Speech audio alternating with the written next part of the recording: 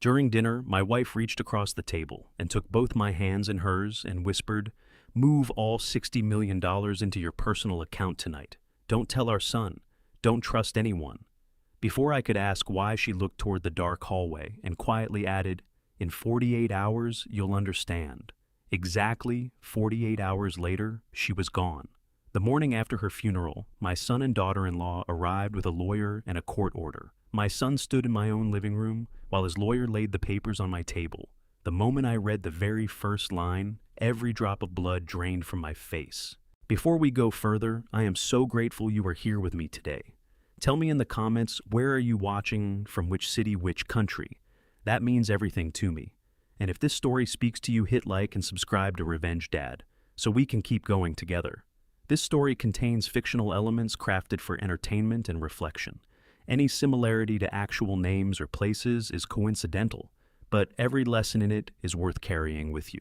The kitchen smelled like rosemary and butter, the way it always did on Monday evenings, when Peggy decided to cook something real instead of ordering from the Italian place on Marengo Avenue. I had set the table myself, the good china, the kind we only brought out for company or anniversaries because 31 years of marriage had taught me that. When Margaret Stafford put on her apron and turned on the jazz station, the least I could do was meet her halfway. I was 65 years old. I had spent 3 decades chasing financial criminals across 4 time zones, building cases that sent men in expensive suits to federal prison. I had interviewed liars so skilled they could cry on command. I had reviewed ledgers that concealed entire empires of stolen money. And yet, in that kitchen watching my wife hum softly to Chet Baker while she checked the roast, I felt nothing but an almost embarrassing sense of peace. "You're staring again," Peggy said without turning around. She had a sixth sense, for it always had. "Guilty," I said, leaning back in my chair and folding my hands behind my head. "Can you blame me?" She laughed, that low, warm laugh that started somewhere deep in her chest and never quite made it all the way to loud. She turned and pointed the wooden spoon at me with mock severity. 65 years old and still trying to charm your way through dinner. Jean Stafford, you are a hopeless case. 31 years, and you're only just figuring that out. She set the roast on the trivet in the center of the table and sat across from me, pulling the linen napkin onto her lap. The evening light came through the dining room windows at that low California angle, the kind that turns everything gold and a little bit sacred. It caught the silver in her hair, and I thought not for the first time that Margaret Stafford at 63 was the most beautiful woman I had ever seen in my life. We ate. We talked about the garden. The hydrangeas along the south fence were finally recovering from the summer drought, and about Frank Colton's upcoming retirement party, and about whether we should drive up to Carmel before the holidays or wait until spring, when the coastal fog lifted. It was the kind of conversation that sounds unremarkable to anyone listening from the outside, but felt to me like the whole point of everything. Then Peggy put her fork down. It was such a small gesture. She simply laid the fork against the edge of her plate very carefully, as if she were setting down something fragile, but my chest tightened immediately because in 31 years, I had never once seen Peggy Stafford put down her fork in the middle of a meal. "Jean," her voice was different, quieter, stripped of the warmth from 30 seconds ago. "Hey," I leaned forward. "What is it?" She reached across the table and took my hand in both of hers. Her fingers were cold. Not the kind of cold that comes from the kitchen, the kind that comes from somewhere inside. "I need you to listen to me very carefully," she said, "and I need you not to ask questions until I'm finished. Can you do that?" My heart knocked hard against my ribs. "Peggy, you're scaring me." "I know." She squeezed my hand tighter. "I'm a little scared too. That's why I'm telling you now." She took a slow breath, and I watched her gather herself the way I had seen her do before board presentations, before difficult conversations with investors, before every hard thing she had ever faced in her life, with her spine straight and her chin level and her voice controlled, even when her hands were not. "There is a durable power of attorney on file with our attorney," she said. "I had it drawn up 8 months ago. It gives you full legal authority to access and transfer any assets held in my name, including the private fund, the $60 million in the Callaway Reserve account." I opened my mouth. She held up one finger. "Not yet," she said. "Let me finish." I closed my mouth. My throat felt thick. If anything happens to me, anything at all, I need you to use that power of attorney immediately. Transfer the entire 60 million into your personal account. Do it before the banks open the next morning, if you can." Her eyes held mine with an intensity that made my stomach drop. "Do not wait. Do not consult anyone. Do not call Douglas first." The name landed between us like a stone thrown into still water. "Peggy! I don't trust him anymore, Jean." Her voice cracked on the last word just slightly, and I watched her jaw tighten as she forced it back under control. But her eyes had gone bright, and I realized with a kind of cold shock that my wife, the woman who had built a $300 million investment firm from a rented office and a legal pad, was on the edge of tears. "I don't know everything yet, but I know enough to be frightened, and you'll understand the rest within 48 hours. 48 hours, I repeated. My voice came out lower than I intended. "Peggy, that's not a conversation, that's a warning." "Yes," she said simply. "It is." I stood up from my chair and came around the table and crouched down beside her, taking her face in my hands the way I had on the night we got engaged in a tiny restaurant in North Beach with a ring I could barely afford. Her eyes were wet now, though no tears had fallen yet, and the sight of it hit me somewhere behind the sternum like a physical blow. "Talk to me," I said. "Right now, whatever it is." "Not yet." She pressed her forehead against mine for just a moment. "I need a little more time. I need things to stay exactly as they are for just a little longer, or it won't work." She pulled back and looked at me, and there was something in her expression I had not seen in 3 decades together, something raw and exhausted and deeply privately afraid. "Just promise me one thing. Anything." She stood up, slowly crossed the room to the fireplace mantel, and lifted the antique clock down from its place between the framed photographs. It was a small thing, a Sessions mantel clock from the 1920s that she had found in a cluttered antique shop in Santa Barbara on our first anniversary, a ridiculous and perfect purchase that had traveled with us through 4 homes and 31 years. She set it on the table in front of me. "Don't ever let anyone touch this," she said. "Not Douglas, not Renee, no one. Promise me, Jean." I looked at the clock. I looked at my wife. "I promise," I said. She nodded once, and some of the tension went out of her shoulders, as if she had set down a weight she had been carrying for a very long time. She squeezed my hand one final time, then picked up her fork and finished her dinner. I tried to do the same. I could not taste a single bite. That night, I lay in the dark and listened to Peggy breathing beside me, slow, and even the way she always slept deeply, completely, as if sleep were something she had decided to commit to, fully and without reservation. My own eyes stayed fixed on the ceiling. The digital clock on the nightstand read 2:47 in the morning when I finally heard it, her voice coming from the direction of the bathroom, down the hall, faint and strained and laced with something that made every hair on the back of my neck stand straight up. "Jean." I was out of the bed before the word finished leaving her mouth. She was on the bathroom floor. I hit the doorframe so hard coming through that my shoulder screamed with pain, but I did not feel it. Not really, not yet, because every nerve in my body had rerouted itself entirely toward the woman lying on the cold tile with one hand pressed flat against the floor and the other clutching the edge of the vanity cabinet. "Peggy." I dropped to my knees beside her so fast that both kneecaps cracked against the tile. I did not care.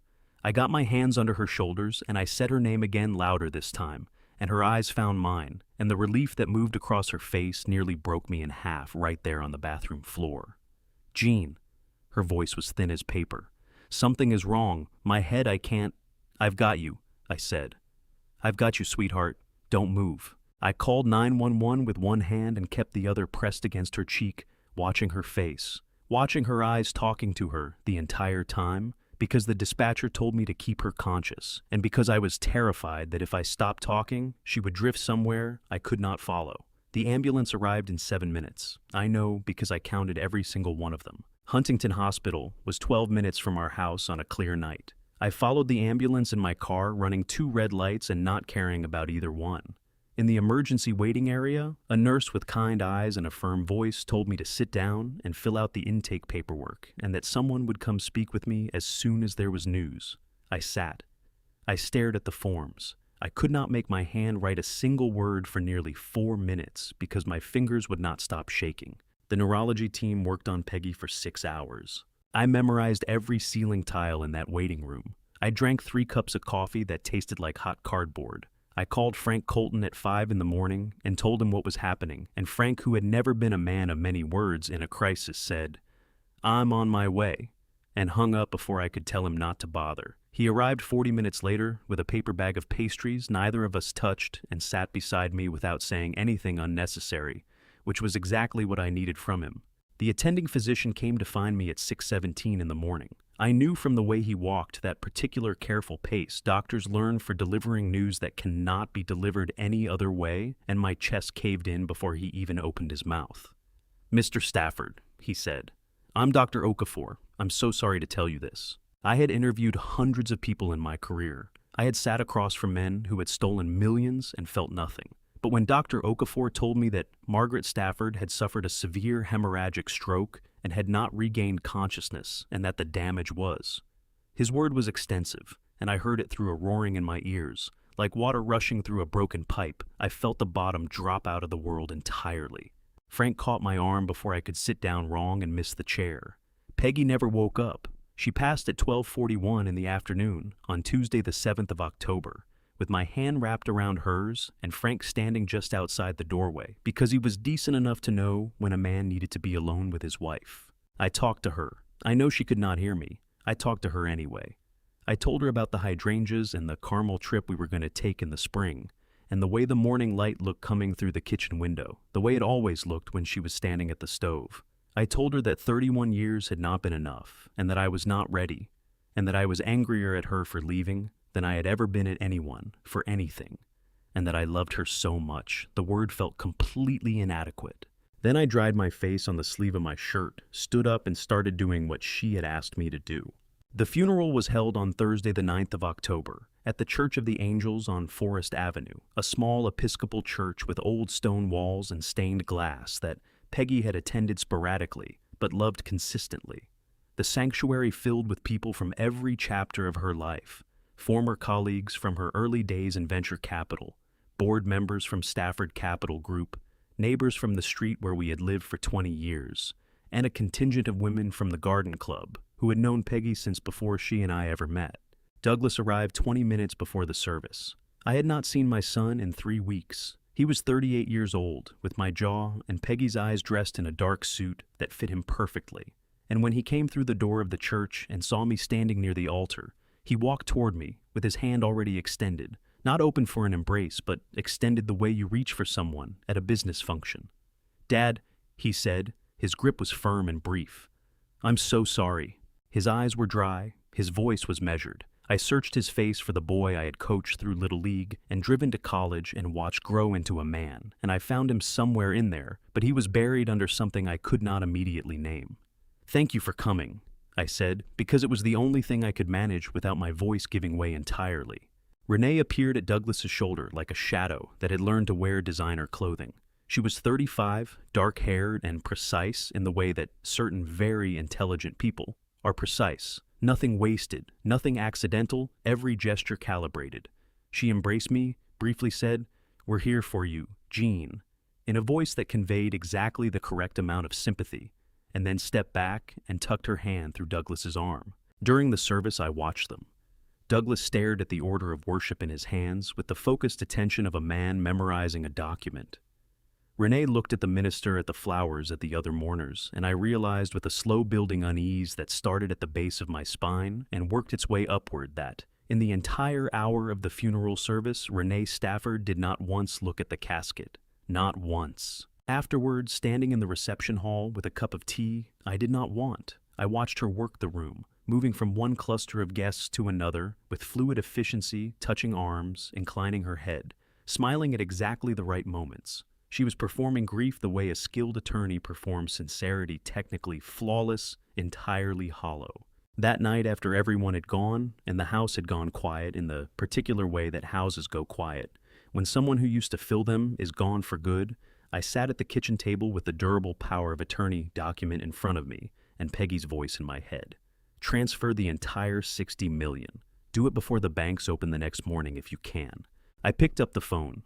I called our estate attorney, Richard Baum, at his personal number, and I told him what Peggy had asked me to do, and he confirmed that the durable power of attorney was fully executed and legally valid under California law, granting me complete authority to access and transfer any assets held in Peggy's name, the $60 million in the Callaway Reserve account, every cent of it.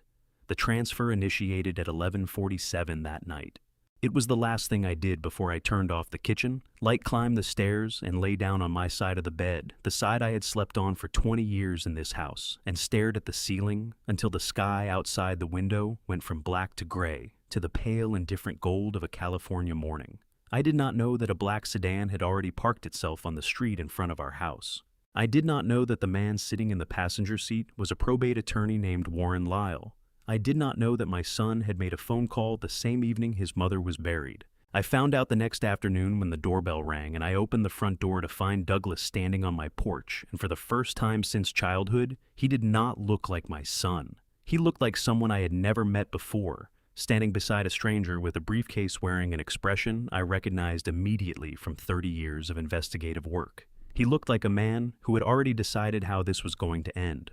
Warren Lyle was the kind of man who had clearly spent a great deal of his career perfecting the art of delivering bad news in a pleasant voice. He was 50 years old, trim with silver-streaked hair, combed back from a face that had been arranged through long practice into an expression of professional sympathy, so polished it caught the light.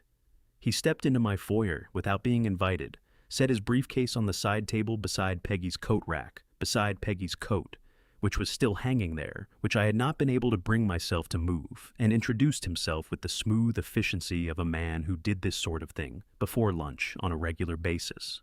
"Mr. Stafford, my name is Warren Lyle. I'm a probate attorney representing your son Douglas in a matter concerning the estate of Margaret Stafford."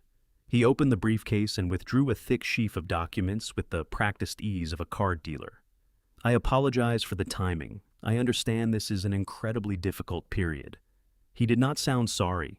He sounded like a man reading from a script he had memorized so thoroughly it no longer required any emotional engagement whatsoever.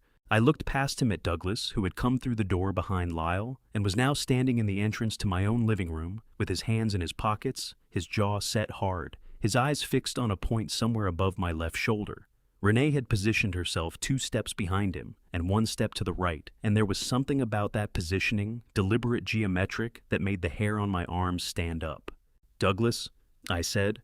My voice came out steady, which surprised me because my heart was hammering so hard I could feel it in my back teeth. "Your mother has been in the ground for less than 24 hours. I know, Dad." His voice was flat, practiced. "That's why we need to move quickly." Something cracked open in my chest at that, not dramatically not, with any sound, just a quiet internal fracture, the way old wood splits along a grain you never knew was there. I had held this boy when he was 6 hours old. I had sat with him through chickenpox and broken bones, and a particularly bad sophomore year in high school when nothing seemed to go right. And he was standing in my living room the morning after his mother's funeral, talking to me about moving quickly. "Sit down, Mr. Stafford," Lyle said, gesturing toward my own armchair, as if he were the host and I were the guest. "This will go more smoothly if we're all comfortable." I did not sit down. I crossed my arms over my chest and looked at the man directly. "Tell me what you want." Lyle cleared his throat and placed the documents on the coffee table, turning them so they faced me.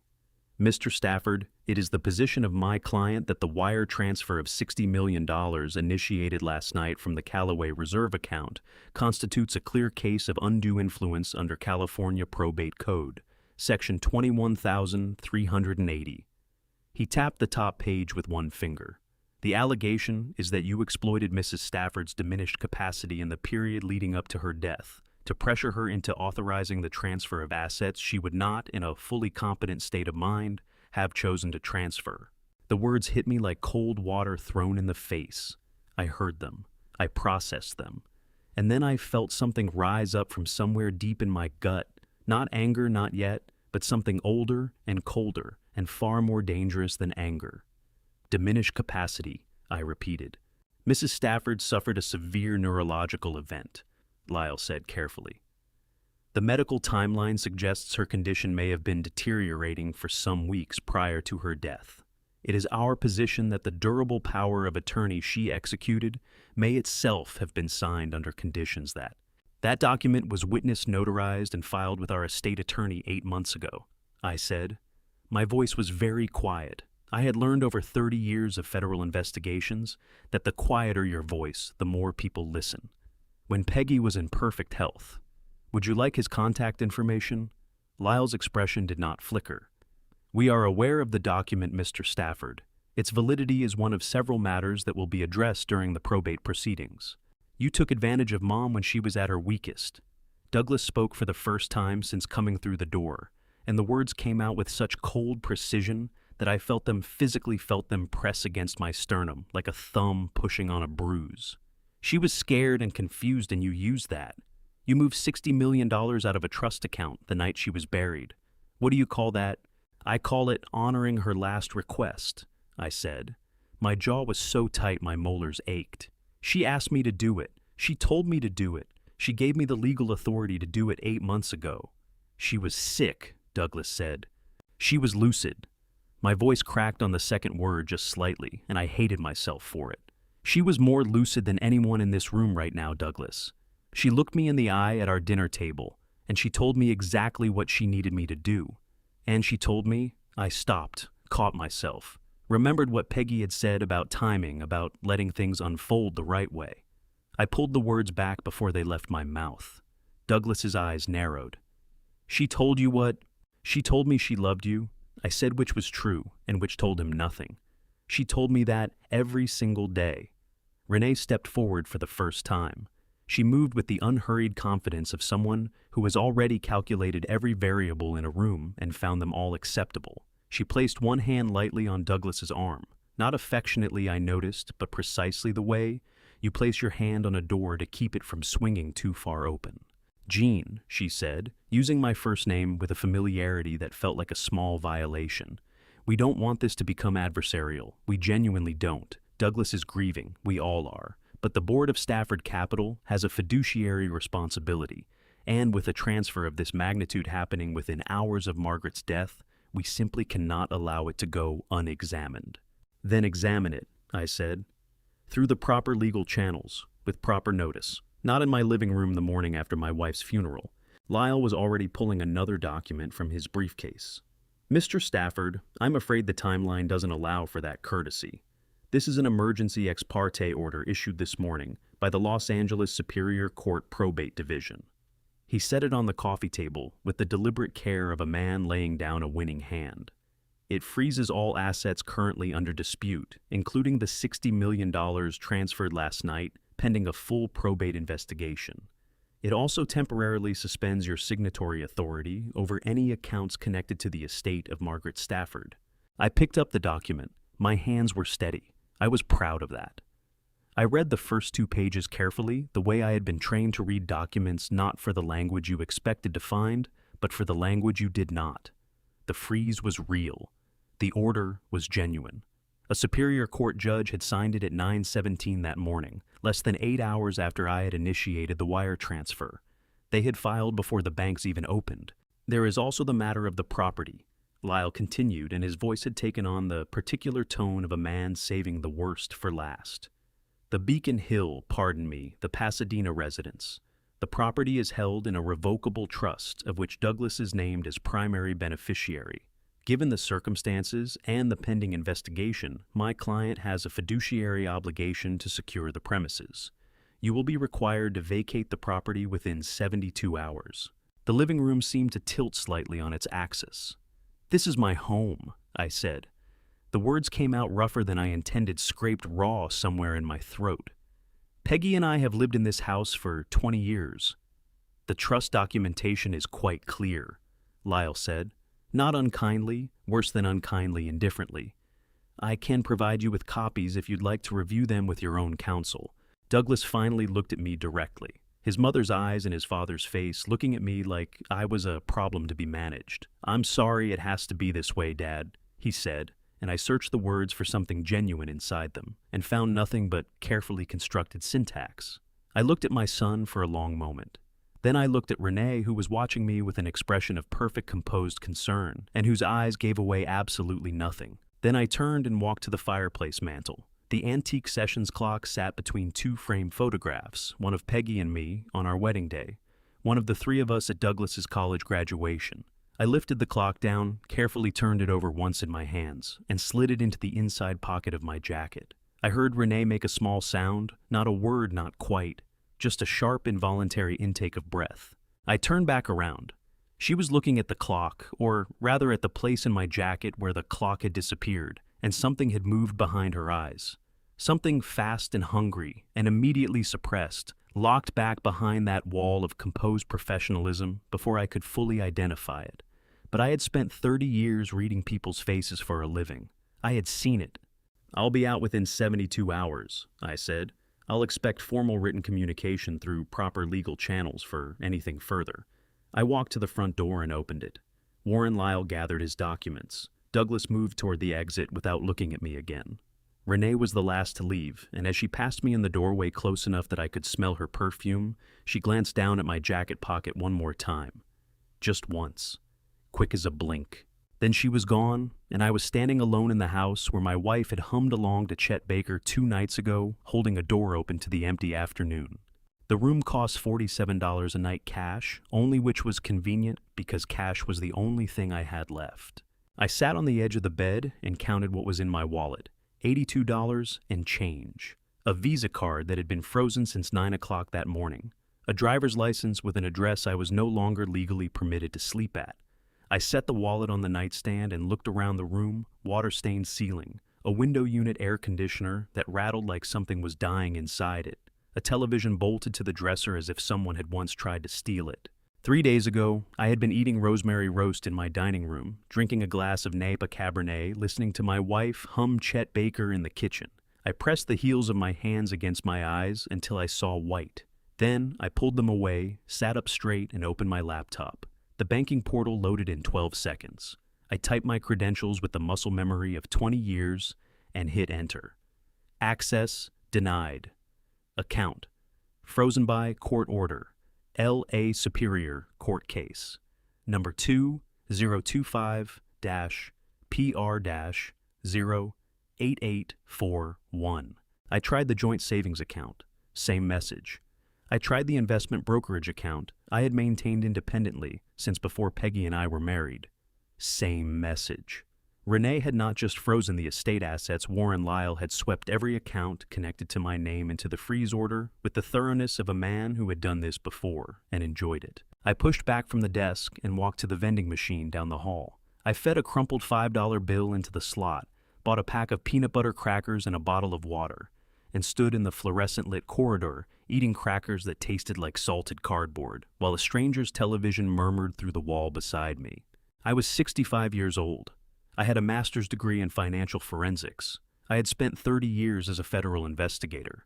I had personally overseen the prosecution of 11 major corporate fraud cases, resulting in a combined 43 years of prison sentences.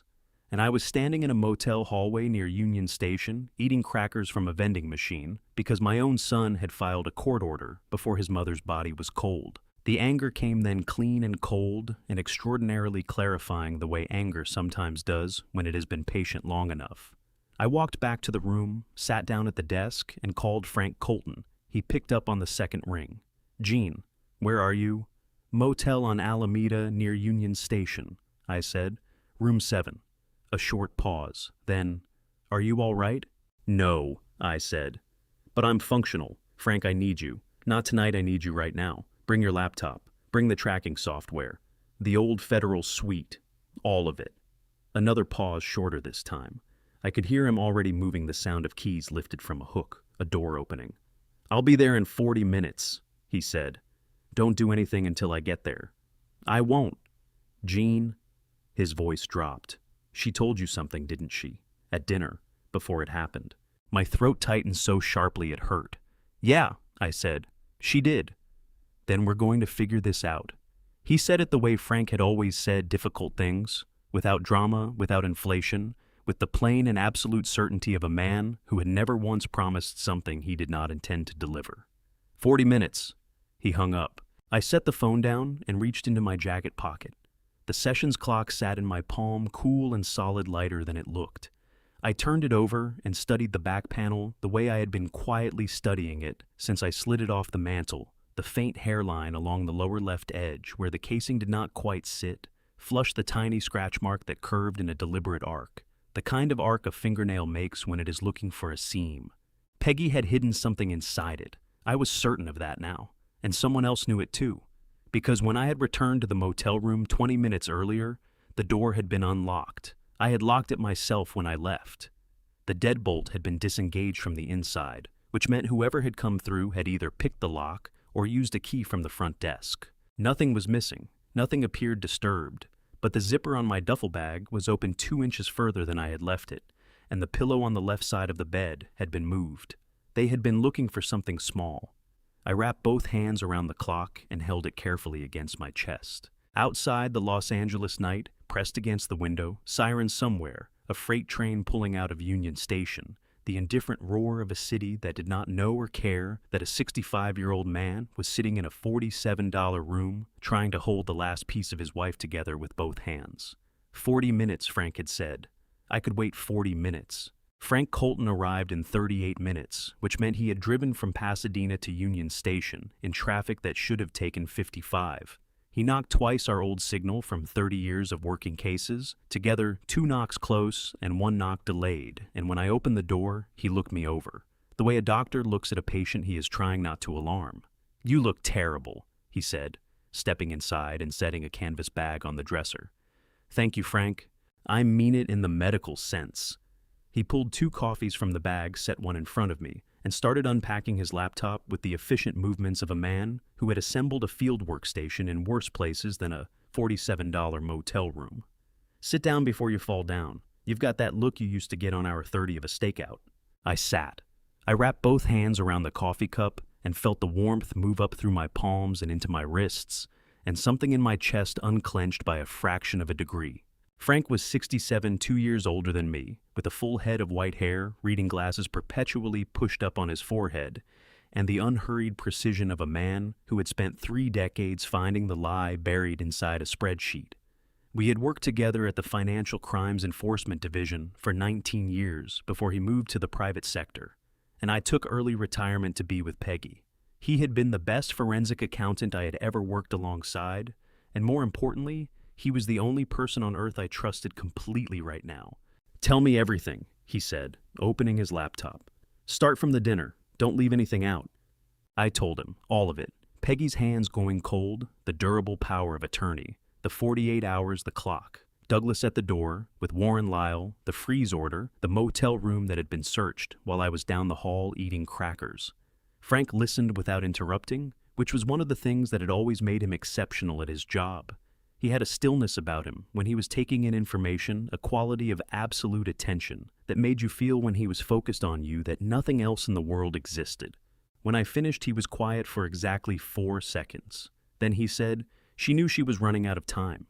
"Yes," I said. My voice came out rough. "And she needed you not to know what she knew, so that when they made their move, your reaction would be genuine." He looked at me over the top of his glasses. "Because if you had known Jean, what would you have done?" I thought about it for exactly 1 second. I would have confronted Douglas immediately, and they would have moved the money and shredded the records before you could document anything. Frank nodded slowly. "She protected the evidence by protecting your ignorance. That is either the most sophisticated thing I have ever heard, or the most heartbreaking." "Both," I said. "It's both." Frank turned to his laptop and cracked his knuckles, a habit from the early 90s that he had never broken, and said, "All right, let's see what they built." He connected through a triple-layered VPN to a private financial intelligence database that we had both used during our federal careers, and which Frank had maintained access to through his consulting work. He pulled up Stafford Capital Group's public filings, first the quarterly disclosures, the annual reports, the board minutes available through California's business registry, and laid them side by side with the internal ledger data I had downloaded to an encrypted drive 3 months ago, when Peggy had quietly asked me to back up the company's financial records without explaining why. I had not asked her why. I had simply done it. I understood now why she had asked. The comparison took Frank 40 minutes. He worked the way he always had, methodically, without commentary, following the numbers the way a hunting dog follows a scent, pausing occasionally to type a rapid sequence into the search interface, and then leaning forward to read the result with an expression of absolute concentration. I drank my coffee. I watched him work. Outside, a freight train pulled out of Union Station with a long, low horn that shook the window in its frame. Frank sat back. He took off his reading glasses and set them on the desk. "Gene," he said, "there are 6 consulting contracts in the Stafford Capital operating expenses over the past 4 years. All 6 were authorized by Douglas using a standing signatory proxy that Peggy had granted him for routine operational matters. How much? Combined disbursements of just under $18.4 million. He turned the laptop so I could see the screen. Paid out to 6 different corporate entities over 41 months.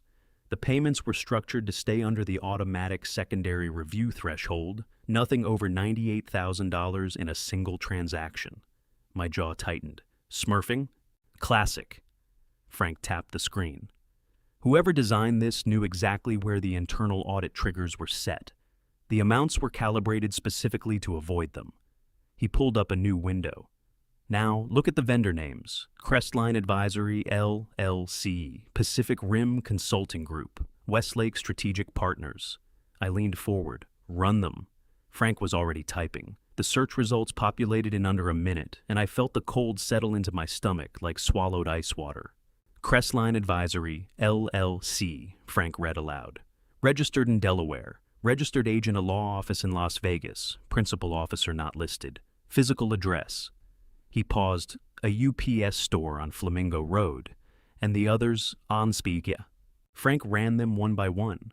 Pacific Rim Consulting Group, registered in Nevada. Same Las Vegas, registered agent, no physical address. Westlake Strategic Partners, Delaware, same agent. The 4th, 5th, and 6th were variations on the same architecture, registered in the same 2 states, serviced by the same Las Vegas proxy office, sharing a single registered agent whose name appeared on the incorporation papers of 47 other LLCs filed across a 14-month period. "They are all shells," Frank said. His voice was flat and precise, the way it always got when something made him genuinely angry. "Every single one. No employees, no operations, no physical presence. They exist entirely on paper to receive payments and pass them through." To where Frank's jaw tightened. He typed for another minute, then he stopped. "Gene." He said my name with a particular weight. "I need you to brace yourself." "I've been braced since Thursday morning," I said. "Just tell me." He turned the laptop around again. On the screen was a corporate registry result from the state of Georgia. The search term at the top of the page read, "Renee Stafford, formerly Renee Calloway." The result showed a securities fraud investigation opened in 2016 by the Georgia Secretary of State's office. Closed 14 months later. Reason for closure, primary witness recanted testimony. Same architecture, same methodology, different victim. My coffee cup had gone cold in my hand. I set it down very carefully on the nightstand, the way you set something down when your hands are not entirely steady and you do not want anyone to know. "She has done this before," I said. "Yes," Frank said. "She has." Neither of us slept. Frank refilled our coffees from the gas station across the street sometime around 2 in the morning, and we kept working bent over the laptop in the yellow light of the motel desk lamp, following the money the way we had followed it 100 times before in our careers. Except that this time, it was personal, in a way that made my hands move faster, and my eyes stay sharper than they had any right to at 2 in the morning after the worst week of my life. Frank pulled up the incorporation dates for all 6 shell companies and lined them up in a single column on the screen. "Look at this," he said, tapping the earliest date. "Crestline Advisory, LLC, filed in Delaware on the 14th of February 2021. I stared at the date. Something moved in the back of my mind, slow and heavy, like a stone rolling toward a ledge. "Frank," I said, "when did Douglas and Renee get married?" He was already typing. "November of 2020. He looked up. 3 months before Crestline was incorporated. The stone went over the ledge. "She planned this before she married him," I said. The words came out very quietly, the way words come out when your mind has just processed something it would have preferred not to understand. She spent those 3 months learning the company structure, identifying the vulnerability in the authorization chain, designing the extraction mechanism. Then she filed the first LLC and started bleeding us. Frank leaned back in his chair and pressed both hands flat against the desk, a gesture I recognized from 30 years of working alongside him, the physical equivalent of steadying himself before saying something he did not want to say. "Jean, this woman did not fall in love with your son," he said. "She identified a target. She executed an acquisition. Douglas was the vehicle, not the destination." The fluorescent light buzzed overhead. Outside, a car alarm went off somewhere on Alameda Street and then stopped. I thought about Douglas at 25, bringing Renee home for the first time, the way he had looked at her across the dinner table with the particular helpless adoration of a young man who has never been loved precisely the way he wanted to be loved. I had liked her that night. She had been charming and curious and attentive in exactly the right proportions. I understood now that those proportions had been calculated. "Keep going," I said. My jaw ached from clenching it. "Follow the money out of the shells." Frank traced the disbursements forward through the 6 LLCs. The funds did not stay in the shell accounts. They moved quickly and in fragmented amounts through a secondary layer of holding companies registered in Panama. From Panama, the capital fractured further into a dozen private accounts distributed across 3 Swiss banks, before reconsolidating in a single master trust account registered in the Cayman Islands. "The Cayman Trust," Frank said, and his voice carried the particular weariness of a man who had seen this structure before and never enjoyed finding it. "Completely legal from the outside, nearly impossible to pierce without an international subpoena." "Nearly," I said. Frank smiled for the first time all night, a small, tight smile that did not reach his eyes but contained within it 30 years of professional stubbornness. He reached into his canvas bag and pulled out a secondary drive containing proprietary decryption software he had developed during his years at the Financial Crimes Enforcement Division and quietly retained the license for after retirement. I did not ask whether he was supposed to still have it. Some questions are better left unasked between old friends. The software worked through the Cayman Trust's back-end registration for 22 minutes, while Frank and I ate the peanut butter crackers I had left over from the vending machine and did not talk about anything important. Then the screen populated with a trust incorporation document, and Frank leaned forward and read the beneficiary listing aloud. His voice was completely flat when he did it, the flatness of a man keeping his professional composure by deliberate effort. Primary beneficiary, Cayman Island Trust Number 774-B, Douglas Allen Stafford and Renee Marie Stafford jointly held. Controlling interest 60%, Renee Marie Stafford 40%, Douglas Allen Stafford 60-40. Even in their own hidden trust, Renee had made certain she held the majority. I stood up from the desk and walked to the window and looked out at the parking lot. The sodium orange glow of the streetlights, a semi-truck idling at the far end, a pigeon picking at something near the dumpster, with the dedicated focus of a creature that has given up on dignity entirely. My chest felt hollowed out and very large the way a room feels after all the furniture has been removed. $18.4 million stolen from Peggy's company. Douglas's digital signature on every approval. Renee's fingerprints on the architecture of every shell, every holding company, every layered account between here and the Cayman Islands. And Peggy had known. Peggy had sat across from me at our dinner table, with cold hands and frightened eyes, and known all of this, known that her son's name was on it, known that his wife had engineered it, known that the company she had built from nothing was being quietly dismantled from the inside. And she had not told me because she had needed me to find it myself. Because evidence gathered by a retired federal investigator who stumbled onto it organically was infinitely more valuable in a federal courtroom than evidence gathered by a grieving wife who might be accused of having her own motivations. She had protected the case by stepping out of it. My throat burned. I pressed my forehead against the cold glass of the window and breathed through it. "Jean!" Frank's voice came from behind me. "Your phone." I turned around. My phone was lit up on the nightstand, buzzing with an incoming notification, then another, then 3 more in rapid succession.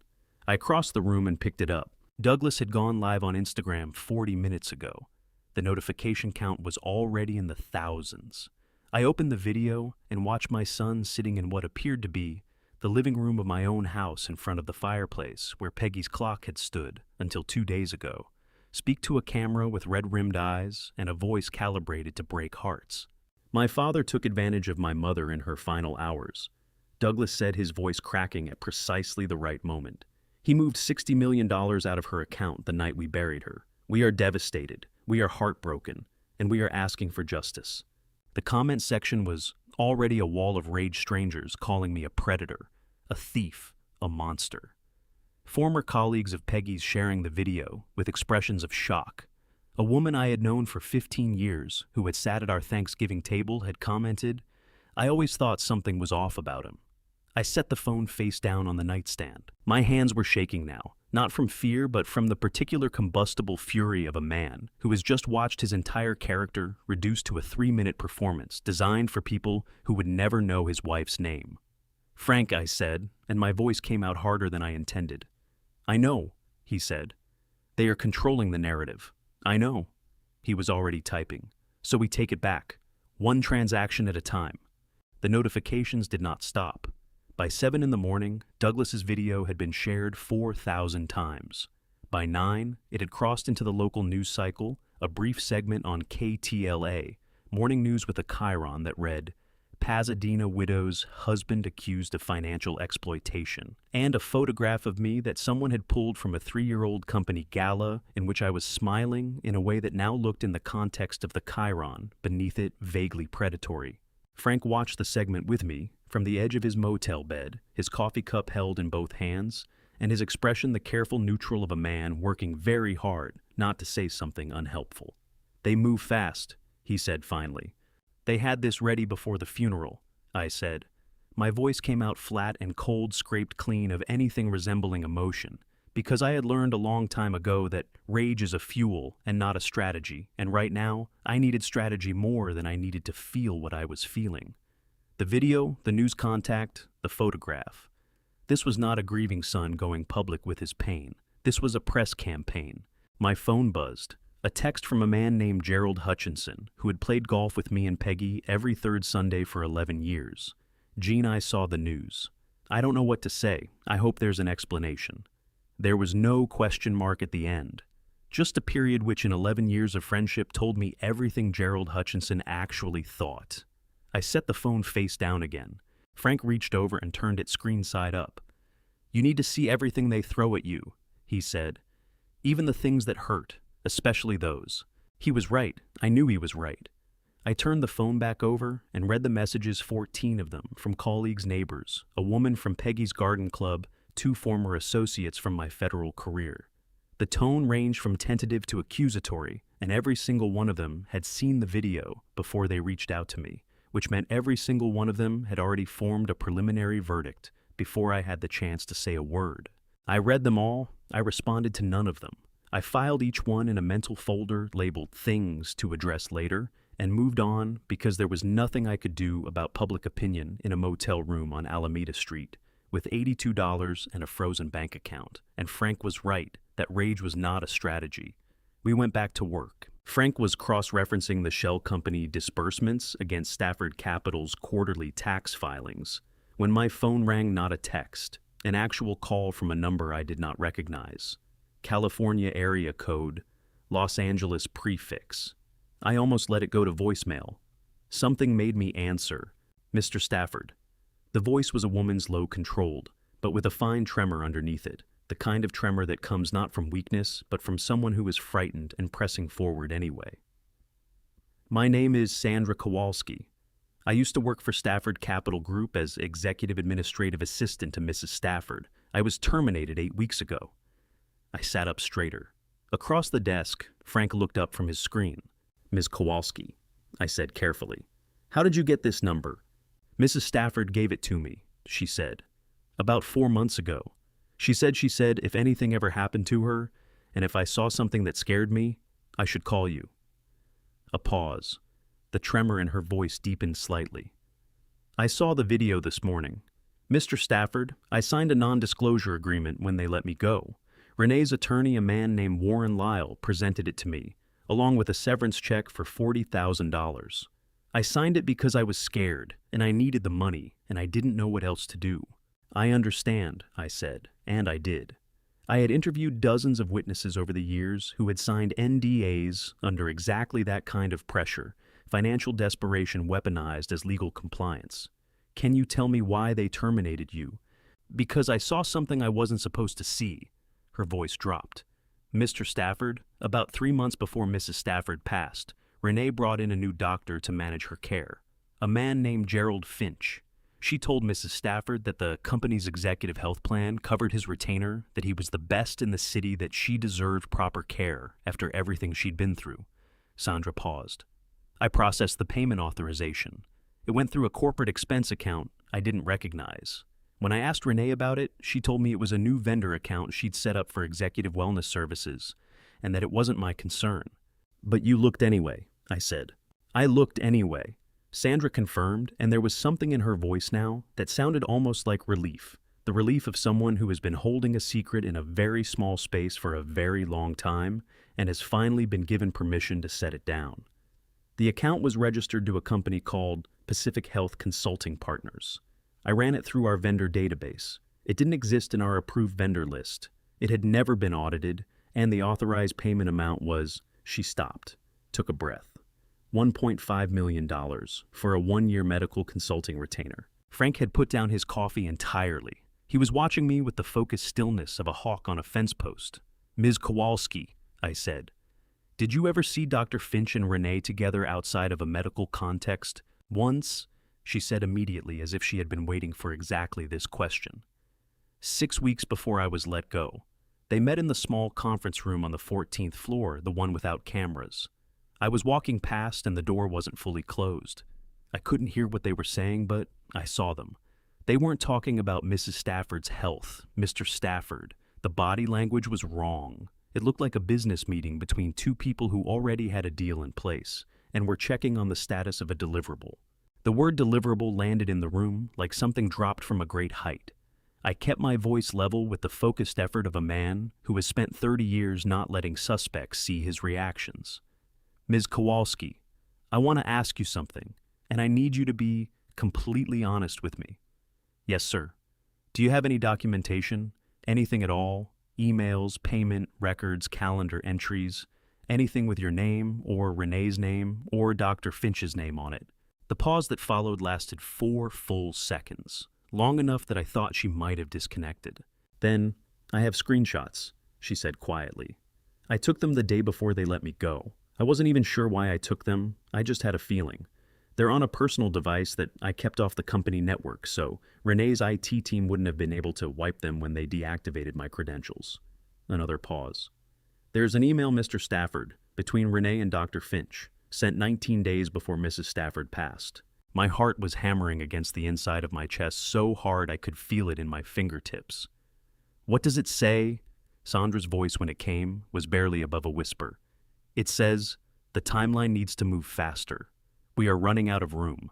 The motel room felt very small suddenly. The rattling air conditioner, the buzzing light, the distant sound of Union Station, all of it receded until there was only the phone in my hand and the voice of a frightened woman who had held on to something terrible for 3 months because she had not known what else to do with it.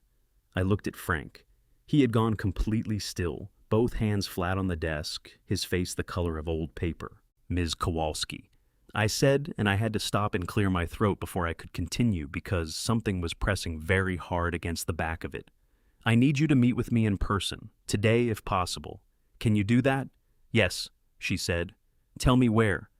The coffee shop Sandra had chosen was a small place on Valley Boulevard in Alhambra, the kind of establishment that had been in the same family for 20 years, with mismatched chairs and a chalkboard menu and no corporate logo anywhere on the premises. She had picked the corner booth farthest from the window, and when Frank and I walked in at 11:15, she was already there seated with her back to the wall and a cup of untouched tea cooling in front of her. She was 44 with dark circles under her eyes that no amount of concealer had fully addressed, and the careful, watchful posture of someone who had been looking over her shoulder for 2 months. She was wearing a gray cardigan and holding her phone in both hands the way people hold things when they need something to grip. When she saw us, she exhaled a long, shaking breath that she tried to disguise as a cough and did not entirely succeed. "Mr. Stafford," she said, starting to rise. "Please don't get up." I slid into the seat across from her. Frank took the chair at the end of the table, angling himself so he could see both the door and Sandra, simultaneously, an old habit from our fieldwork days that neither of us had ever quite unlearned. "Thank you for meeting us. I know this took courage." Her eyes filled immediately, not spilling over, just filling the way eyes do when someone has been holding something difficult for a long time and suddenly receives a small, unexpected kindness. She pressed her lips together and nodded. "Mrs. Stafford was good to me," she said. "She was good to everyone who worked for her. She remembered birthdays. She learned the names of people's children." Sandra looked down at her tea. "When Renee started running the administrative operations, which happened gradually over about 18 months, so gradually you almost didn't notice until it was already done, everything changed. The way people were spoken to, the way information was controlled, who had access to what." She looked back up at me. "Mrs. Stafford noticed. I could see it on her face in meetings, but she never confronted it directly, and I didn't understand why until later." "She was building a case," I said. "Yes." Sandra's voice cracked on the word. "I think she was protecting all of us too. If she had moved against Renee too early without enough evidence, Renee would have found a way to discredit her. And Renee is—" She paused, choosing her words, with the care of someone who had thought about this conversation many times. "She is very good at making other people look unstable. It is one of the things she does." Frank leaned forward slightly. "Ms. Kowalski, you mentioned screenshots. Can we see them?" Sandra reached into her cardigan pocket and produced a phone. Not her regular phone, I noticed, but an older model, the kind you keep in a drawer for emergencies. She unlocked it and slid it across the table to me. The screenshots were organized in chronological order, the way someone organizes evidence when they are not yet sure what it is evidence of, but sense that organization will matter later. There were 11 of them. The first 6 were payment authorization records, internal documents showing the disbursements from the corporate expense account to Pacific Health Consulting Partners, Dr. Finch's shell company, over a period of 7 months. The amounts varied between $80,000 and $240,000. Each one bore Renee's digital authorization signature. The 7th screenshot was a calendar entry, Renee's corporate calendar, which Sandra had been able to access in her role as executive administrative assistant. The entry was titled Medical Coordination GF and was logged for a Tuesday afternoon in the small conference room on the 14th floor, the one Sandra had mentioned on the phone, the one without security cameras. The 8th was a pharmacy dispensing record attached to Peggy's patient file in the company's health management portal, a system Sandra had administrative access to for insurance coordination purposes. It showed that Dr. Finch had modified Peggy's anticoagulant medication 3 weeks before her death, discontinuing her established prescription and replacing it with an alternative compound whose name I did not recognize. I took a photograph of the name with my own phone and sent it to Frank, who typed it into his laptop immediately. The 9th and 10th screenshots were internal email chains, routine correspondence that Sandra had flagged because Renee's name appeared on them in an unusual context, approving medical decisions that should have gone through Peggy's own physician. The 11th was the email. It was sent from Renee's corporate account to an external address that Frank identified in under 30 seconds as belonging to a domain registered to Pacific Health Consulting Partners. The timestamp showed it had been sent on the 18th of September, 19 days before Peggy died. The body of the email contained 4 lines. "Gerald, the board presentation has been moved up. Margaret is asking more questions than expected about the Q3 disbursements. The timeline needs to move faster. We are running out of room." I read it 3 times. My hands were perfectly steady on the table. I had learned in 30 years of federal work to keep my hands steady when everything else wanted to shake, because steady hands in an interview room tell a witness that you are in control even when you are not, and Sandra needed to see that I was in control. But my chest felt like something inside it had been struck very hard and was still vibrating. Frank turned his laptop around. The screen showed the FDA's Adverse Event Reporting Database, a publicly accessible record of medications flagged for serious cardiac complications. The drug Dr. Finch had prescribed to replace Peggy's anticoagulant was listed with a black box warning significantly elevated risk of hemorrhagic stroke in patients with prior arterial compromise. Peggy had suffered a mild arterial event 14 months before she died. It was in her medical history. Any physician who had reviewed her file would have known. Dr. Finch had reviewed her file. Dr. Finch had known. "Ms. Kowalski." My voice came out steady. I was proud of that. I need to ask you something important, and I want you to understand that your answer will not change how seriously I take what you've already shown me.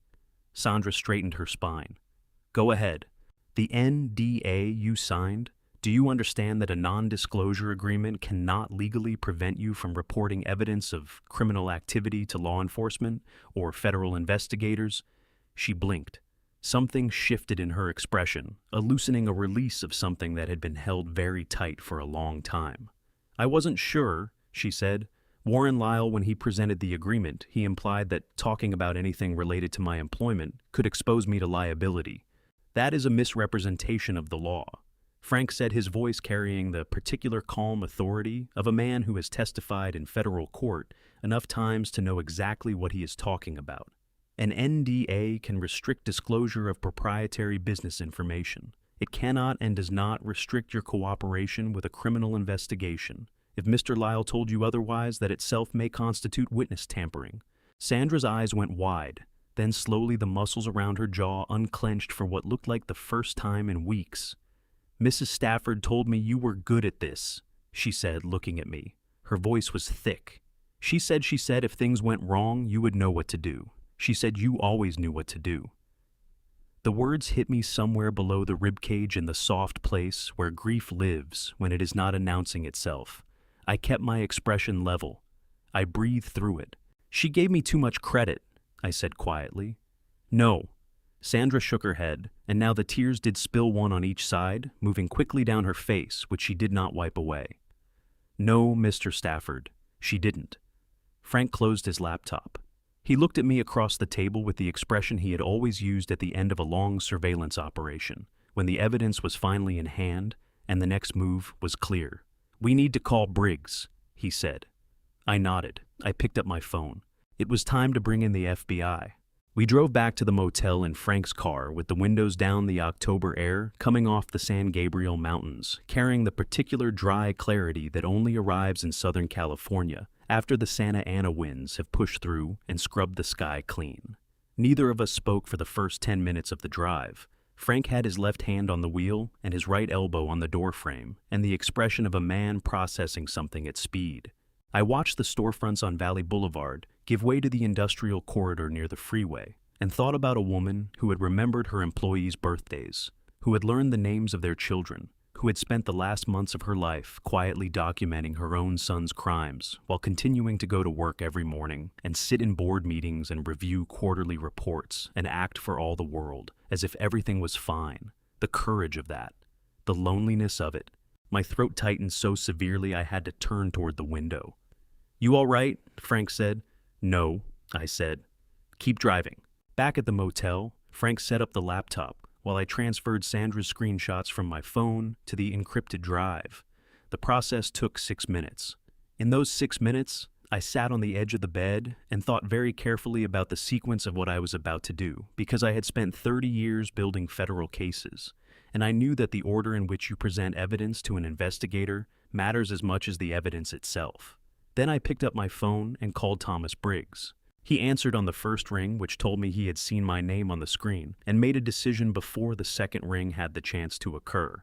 That was Briggs, a man who made decisions the way other people breathe continuously and without apparent effort. Gene Stafford, he said. His voice was exactly as I remembered it from 12 years ago, low, unhurried, with a Chicago flatness that 20 years in the Los Angeles field office had not entirely sanded away. I was wondering when you'd call.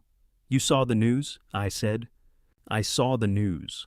I also saw the name Stafford in a probate filing that crossed my desk 2 days ago when a colleague flagged it for elder financial abuse indicators. A brief pause. I didn't call you because I didn't want to assume, but I thought about it. Thomas. I leaned forward, elbows on my knees. I need a secure line. The quality of his silence changed immediately, a shift I would not have been able to describe to anyone who had not spent years reading the silences of federal investigators, but which was unmistakable to me. It was the silence of a man who has just moved from personal conversation to professional mode, a door closing softly between one version of the interaction and another. Give me 4 minutes, he said. I'll call you back on the encrypted channel. He called back in 3. I put him on speaker so Frank could hear, and laid out the entire case from the beginning, the shell companies, the Cayman Trust, the 18.4 million, the Georgia fraud investigation, Sandra Kowalski, Dr. Gerald Finch, the FDA black box, warning the email. When I finished, the line was quiet for a long moment. Not the silence of disbelief Briggs had been in financial crimes, long enough that very little surprised him in the abstract, but the silence of a man organizing what he had just heard into the precise categories required for federal prosecution. The email alone is significant, Briggs said finally. In context with the medication change and the payment records, you've got a conspiracy chain that a federal prosecutor could work with. But Gene, I need to be direct with you about the challenge. Tell me, the Cayman Trust is going to be the problem. Piercing it without an international subpoena takes time, weeks, potentially months. And the medication evidence is circumstantial until we get a forensic pharmacologist to testify on the causation link between the drug and the stroke. He paused. What I need from you is something that puts the money in their hands, not in a shell company, not in a holding account in their hands. A transaction they personally authorized for personal benefit, documented and traceable. Frank was already typing. He looked up and caught my eye and gave me a single slow nod. Send me everything you have, Briggs said. The shell company filings, the disbursement records, Sandra Kowalski screenshots, the Cayman Trust documentation. All of it. I'll have my forensic accounting team begin verification tonight. Another pause. And Gene, do not approach Douglas or Renee directly, not yet. If they realize how much you have, they will move the remaining assets and you will lose the paper trail. Understood, I said. Thomas, there's one more thing. Go ahead. The Stafford Capital annual shareholder meeting is in 4 days. Douglas has already been in contact with me about attending. He believes I'm going to come in and sign over my rights in front of the board. He thinks I've been broken down enough to comply. The silence on the line lasted exactly 2 seconds. He thinks you're going to surrender publicly, Briggs said. Yes, and you're thinking that gives us a room full of witnesses and a documented moment of intent, Briggs said. I could hear the particular quality in his voice that I remembered from our years working together, the sound of a very good investigator recognizing the architecture of a trap being laid. If they attempt to execute the asset transfer in that room in front of the board, that's an overt act in furtherance of the conspiracy. That's federal jurisdiction, Gene. That's my warrant. That's what I was thinking, I said.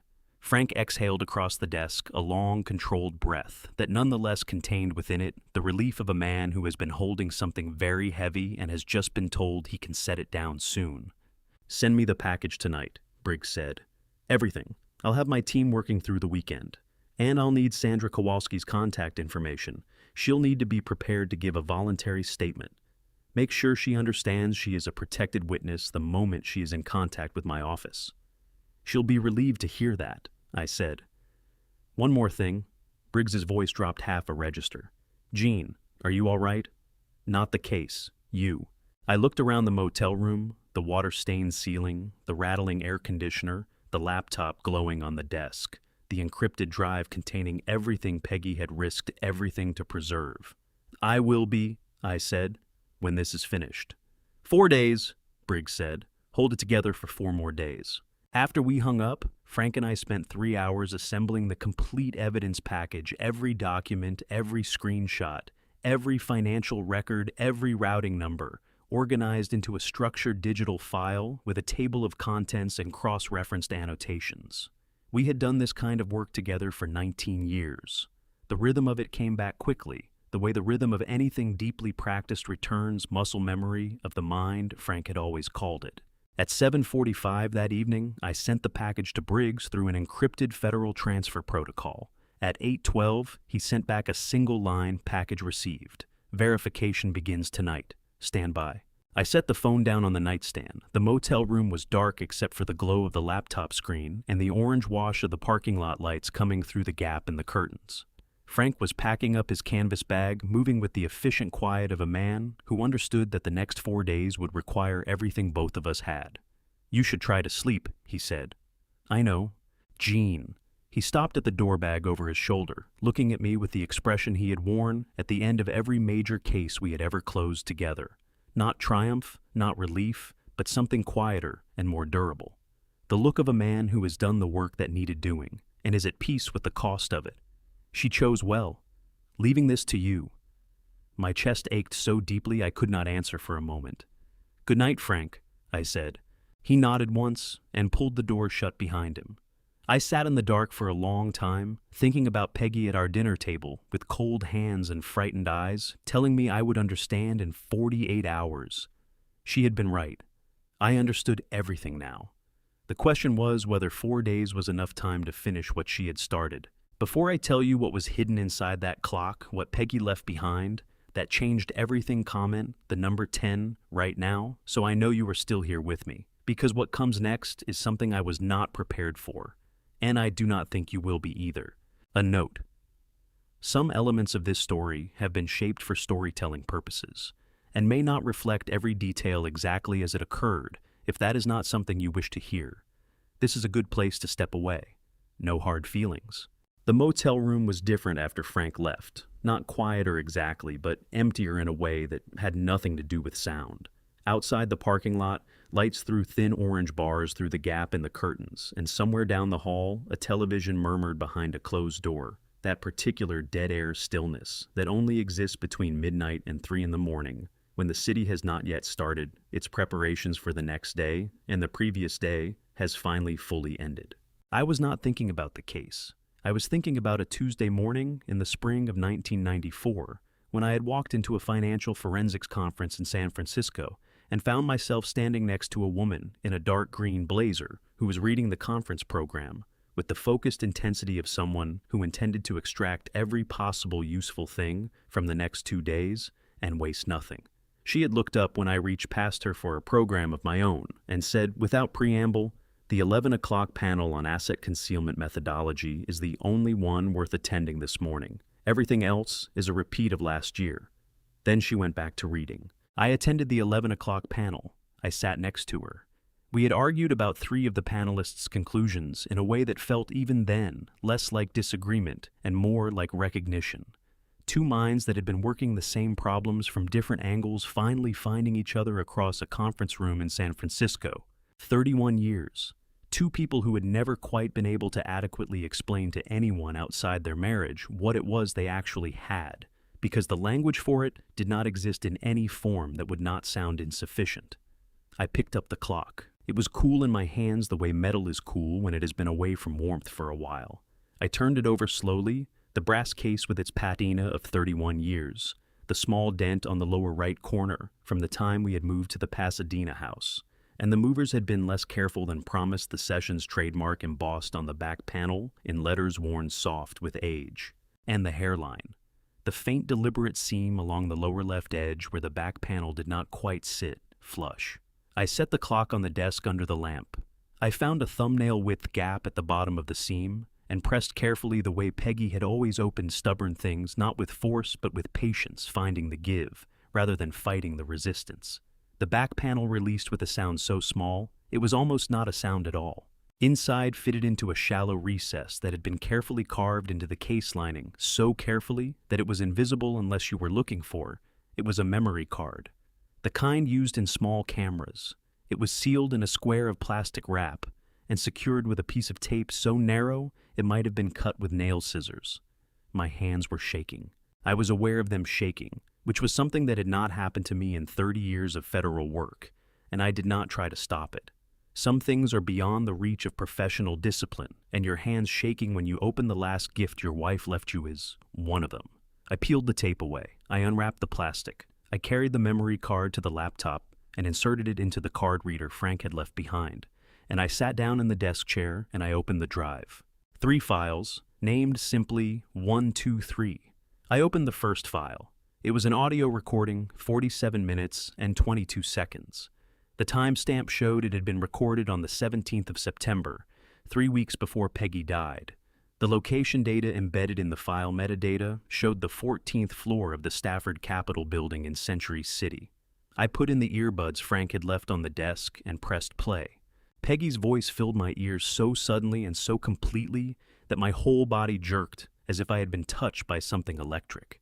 She sounded exactly as she had always sounded, composed precise, slightly warmer in private than in public, with that particular quality of attention in her voice that had always made the person she was speaking to feel like the most important person in the room. She was speaking to Douglas. I listened to all 47 minutes. I will not describe everything that was said because some of it belongs only to the two of them, the specific language of a mother and a son who have known each other for 38 years and are navigating in real time the unbearable distance that has opened between them. But I will say this, Douglas had known. Not everything, not the full architecture of what Renee had built, but enough. He had known the consulting payments were irregular. He had known the vendors did not exist. He had asked his mother, in a voice that I recognized as the voice of a man trying to convince himself of something he already knew was wrong, whether she was planning to restructure the capital allocation before the end of the fiscal year. Peggy had answered him with the patience of a woman who had already decided what she was going to do next and was simply waiting for him to finish. The second file was a folder containing 312 documents, every internal financial record, every payment authorization, every vendor contract, every board minute that mentioned the consulting disbursements copied meticulously and organized by date. 6 months of quiet, systematic, invisible work. She had built the case herself. She had built it alone in the hours after everyone else had gone home, pulling documents and copying files and organizing evidence while the Century City office emptied out around her. And she had never once told me she was doing it because she had known that if I knew, I would have moved too fast, and they would have moved the money before we could document where it went. She had protected the case by carrying it alone. My throat was so tight it felt sealed. I opened the third file. It was a video, 40 seconds long, shot on what appeared to be a phone camera positioned on the desk of Peggy's home office. I could see the edge of the frame photograph we kept on that desk, the one from our anniversary trip to Carmel, just visible in the lower right corner of the frame.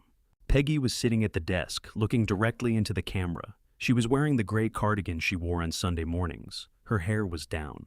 She looked in the particular and precise way that people look when they have made a difficult decision and arrived at the far side of it at peace. She looked tired. She looked like herself. She looked at the camera for 1 full second before she spoke, and in that second, I saw everything she had been carrying, the weight of what she had discovered, the grief of it, the love, underneath the grief, that had made her carry it the way she did alone and without complaint right up until the end. "Jeannie," she said. Her voice was steady. "If you're watching this, it means I'm not there anymore. And I am so sorry. I am so sorry I didn't find a way to tell you sooner." She stopped, pressed her lips together for a moment.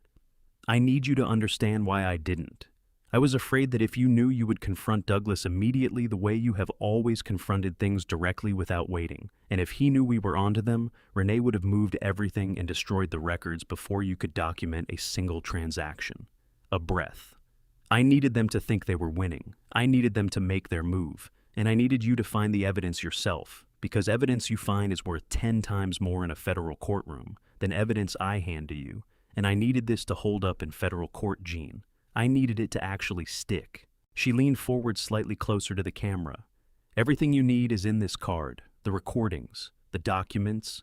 The paper trail goes all the way to the Cayman Islands, and Frank will know what to do with it." The corner of her mouth moved, not quite a smile, but the shape of one, the shadow of the expression I had seen 10,000 times across 31 years. "I left Frank's name in there because I knew you would call him. You always call Frank when things are serious." My chest cracked open. Not metaphorically. It felt in that moment entirely physical, a fracture running straight down the center of my sternum, letting in cold air, and something worse than cold air. Something that had no name, but that I had been keeping at a careful distance for 2 weeks, and that was now finally here. "I trust you," Peggy said. "I have always trusted you. Finish this the right way, and then please, Jeannie. Please live the rest of your life. Don't make it a monument. Make it yours." She looked at the camera for another moment. "I love you. I will always have loved you. That's not the kind of thing that stops." The recording ended.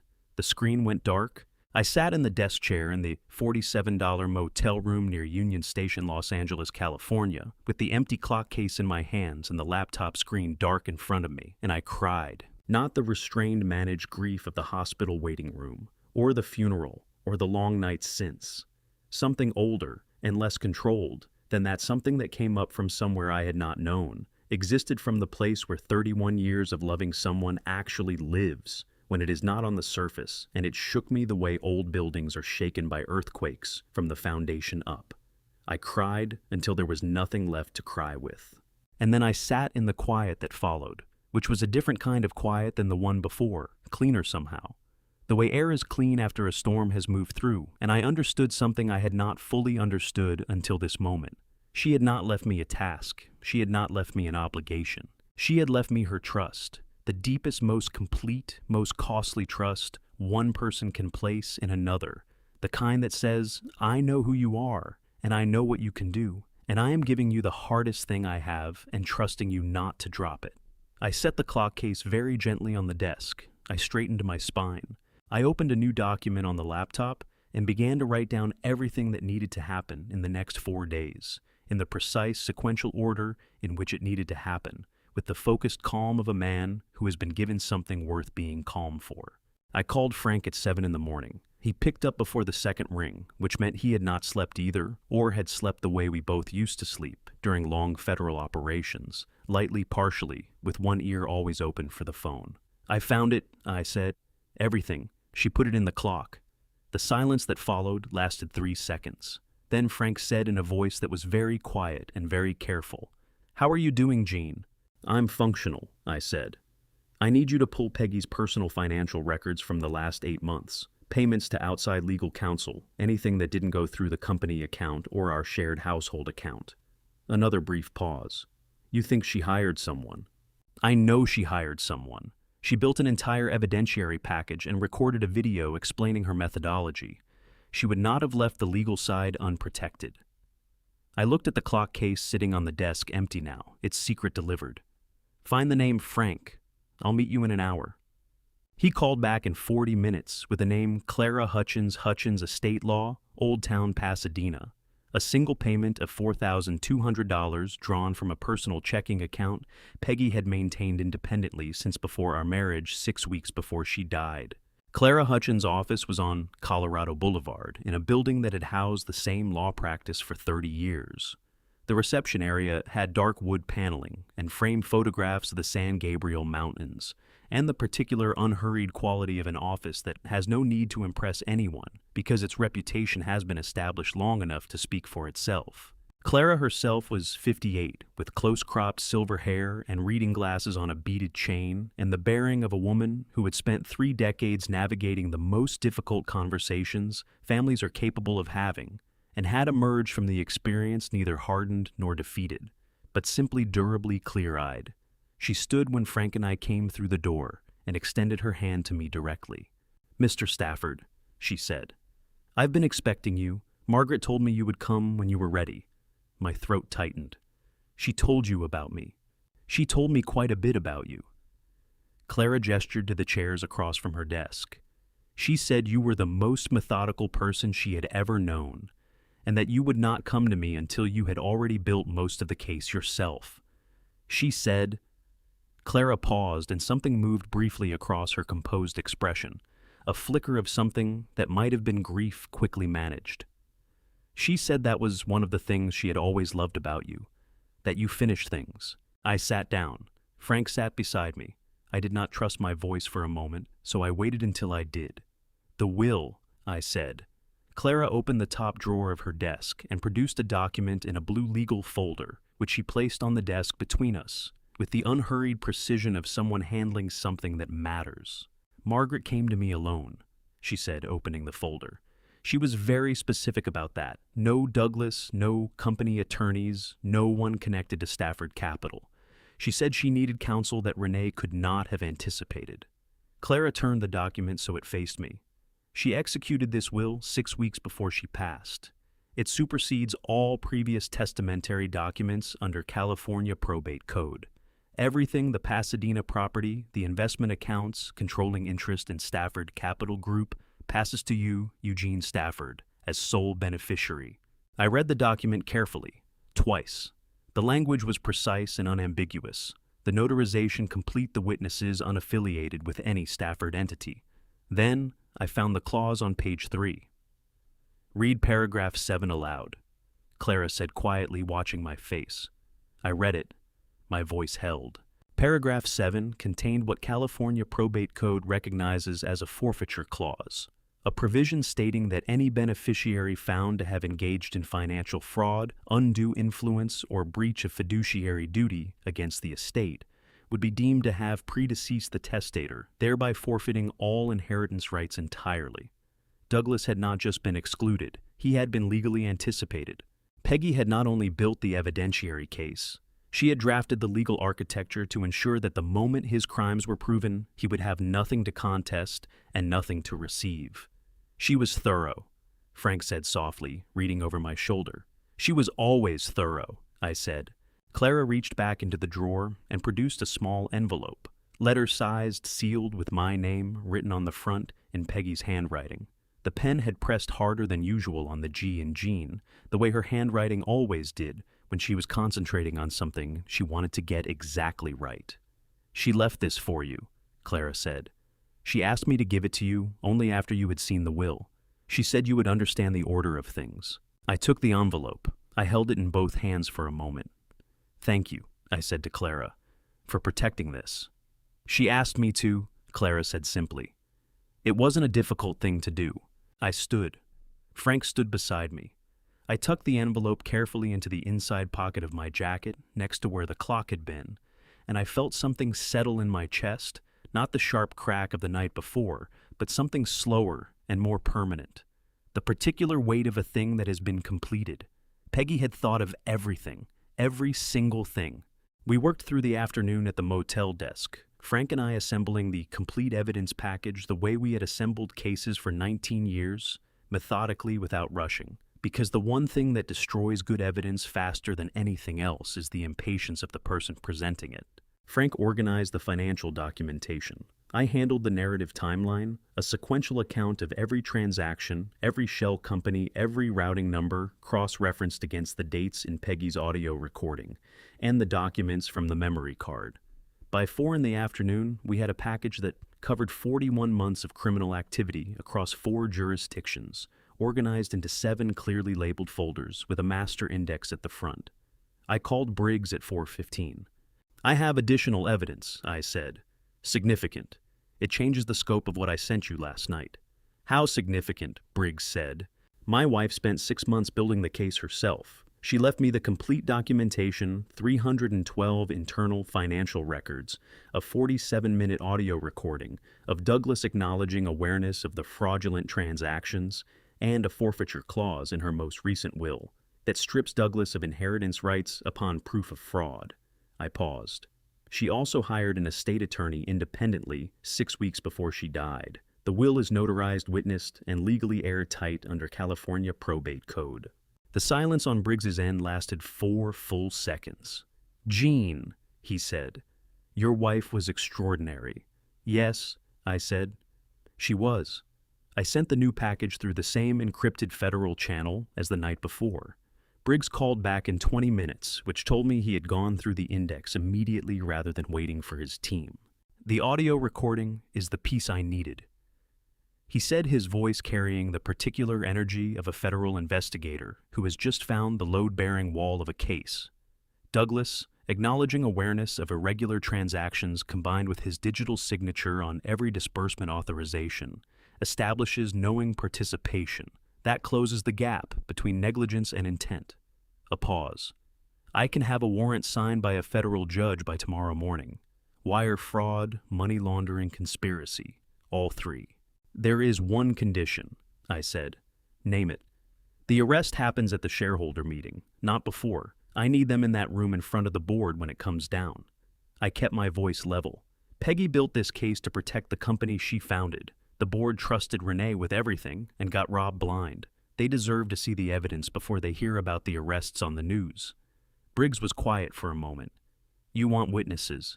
"I want accountability," I said, "full and public and in the room where it happened." "The meeting is in 3 days," Briggs said. "That gives my team enough time to verify the Cayman Trust documentation and coordinate with the field office." Another pause. "Jean, I need you to do one thing before that meeting. I need Douglas and Renee to believe completely that you are coming in to surrender. If they suspect anything before they walk into that room, they will have attorneys present who will complicate the arrest significantly." I understand, I said. I'll make them believe it. How? I looked at Frank across the desk. He raised one eyebrow. I'm going to call Douglas tonight, I said, and tell him I'm ready to sign. Frank's mouth curved into the small, tight smile I recognized from 30 years of working cases, the expression of a man who has just watched a trap close perfectly around something that had no idea it was being hunted. Do it, Briggs said. And Jean, the moment you are in that room, you are operating in a federal law enforcement context. My team will be positioned in the building before you arrive. You will not be alone there. Understood. 3 days, Briggs said. Hold the line. After we hung up, Frank closed his laptop and looked at me across the desk. How are you going to play the call with Douglas? He asked. I thought about my son, the boy I had driven to Little League and helped with calculus homework and moved into his first apartment, carrying boxes up 3 flights of stairs on a July afternoon that had been brutally hot even by California standards. I thought about the man he had become, or allowed himself to become, under the influence of a woman who had targeted his family before she ever shook his hand. I thought about what Peggy would have said. She would have said, "Finish it cleanly." I'm going to sound exactly like what he expects me to sound like, I said. A tired old man who has run out of fight. Frank nodded slowly. And then I picked up my phone. And then we end this, I said. I called Douglas at 7 that evening. He picked up on the 3rd ring long enough to signal that he had seen my name and made a considered decision about whether to answer, which told me everything I needed to know about where we stood. Dad, his voice was carefully neutral, the voice of a man managing a situation. Douglas. I let my own voice go rough at the edges, let the exhaustion into it, which was not difficult, because the exhaustion was real, even if the surrender was not. I've been thinking about what you said at the house, about me being too old for this fight. A pause. And I think you're right. I pressed the heel of my hand against my sternum and breathed through the words. I'm tired, son. I'm 65 years old, and I buried your mother last week, and I'm sitting in a motel room near Union Station, and I don't have the strength for a legal battle that goes on for years. I let my voice crack on the last word, just slightly, just enough. I want this to be over. The silence that followed was 3 seconds long, and inside those 3 seconds I heard Douglas exhale a long, slow release of breath that told me Renee was in the room with him and that they had been waiting for exactly this phone call. I'm glad you called Dad, he said, and the warmth that entered his voice then practiced immediate the warmth of a man who has been told what to say when a particular moment arrives made my jaw ache with the effort of not responding to it honestly. We don't want this to be painful for you. We never did. We arranged to meet the following afternoon at a restaurant in Pasadena, a quiet place on Lake Avenue that Renee suggested, which told me she had already chosen the location before I called. I arrived looking exactly as I intended to look, shoulders slightly forward, eyes carrying the particular flatness of a man whose grief has curdled into resignation. I had not shaved. I had worn the same jacket 2 days running.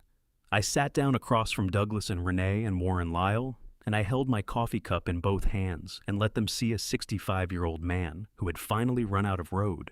Renee placed the settlement agreement on the table with the smooth efficiency of someone who had been carrying it in her briefcase for days.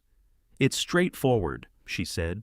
Her voice was gentle in the way that very sharp things are sometimes described as gentle equality of surface rather than substance. You sign the waiver, we release the freeze on your personal accounts, and you walk away with a clean slate. No litigation, no scandal, just peace. Douglas reached across the table and covered my hand with his. His palm was warm. Mom would have wanted you to have peace, Dad, he said. That's all any of us want. The touch of my son's hand on mine was the hardest thing I had endured since the night I watched Peggy's cardiac monitor go flat. I kept my eyes down. I breathed through it. I want to sign at the shareholder meeting, I said, keeping my voice small and deliberate. Day after tomorrow, in front of the board. I looked up, let my eyes go wet at the edges. I need witnesses, people who will see me cooperate. So there's no question afterward about what I agreed to. Renee's eyes moved to Douglas, and in that fraction of a second exchange, I saw her calculate and conclude. She wanted the board present. A public capitulation in front of the company's entire power structure would seal her control over Stafford Capital more completely than any private signing ever could. "That's reasonable," she said. "Day after tomorrow, 6 o'clock." I nodded. I let my shoulders drop further. Warren Lyle slid the preliminary agreement across the table. "Just a formality tonight," he said, "to confirm your intention." I picked up the pen. I initialed the bottom of the page where Lyle indicated a preliminary acknowledgement, not the binding signature, a detail that would matter later. Then I set the pen down and sat back and looked at my coffee cup and said nothing further. They left 20 minutes later, satisfied. I sat at the table until their car had pulled away from the curb. Then I reached into my jacket pocket and pressed the small button on the recording device that Briggs's field office had couriered to the motel. That morning, a device that, unlike a standard phone recorder, constituted a lawfully authorized consensual recording under FBI operational protocols admissible in federal court without restriction. I sent the file to Briggs. His response came back in 4 minutes, clean audio. Every word. "We're ready, Gene. 2 days."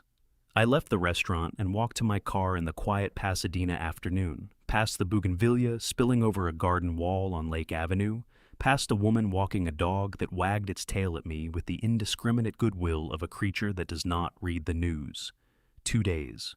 The motel room felt smaller than usual that night. I had ordered a sandwich from the deli 2 blocks down and eaten half of it sitting at the desk, with the evidence package open in front of me, going through the sequence one final time, the way a surgeon reviews a procedure the night before, not because anything had changed, but because the act of reviewing it was itself a form of preparation, a way of telling your hands what they would need to do before your conscious mind had to instruct them in the moment.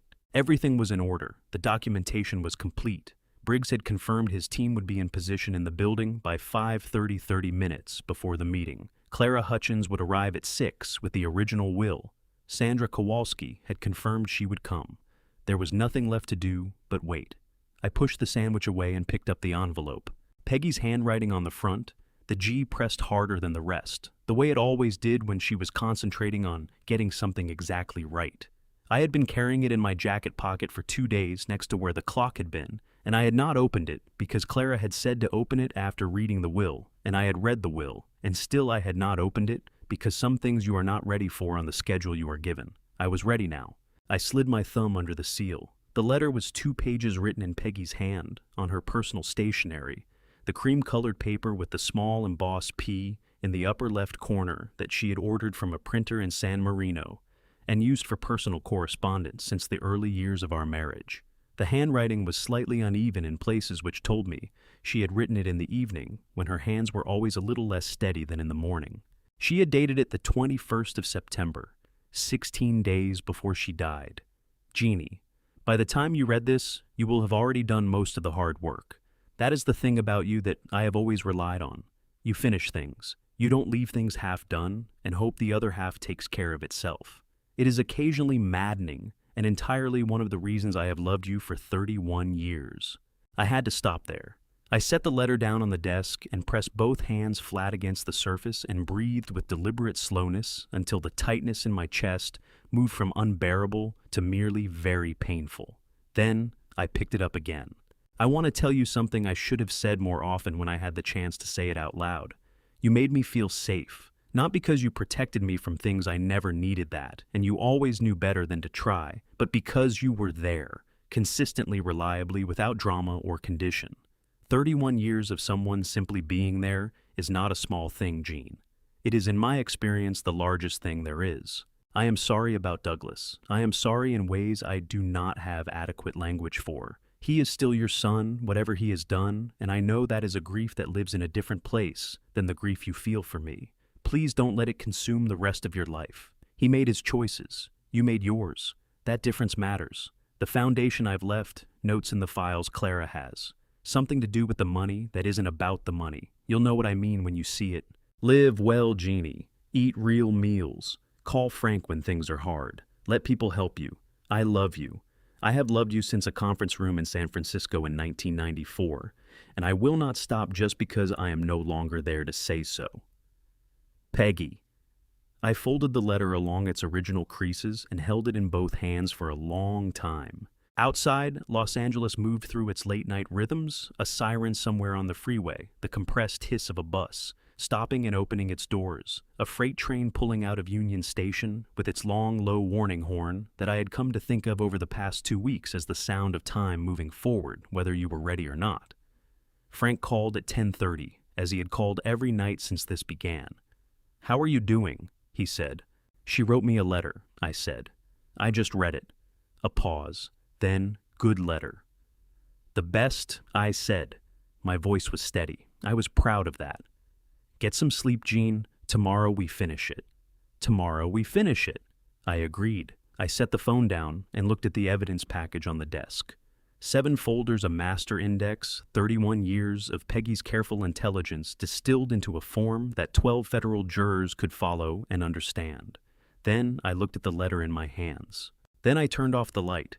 I lay down on the bed that smelled of someone else's life and closed my eyes, and I thought of Peggy at a conference table in San Francisco in 1994, looking up from a conference program with the expression of a woman who had already decided which panel was worth attending and was mildly surprised that anyone needed to be told.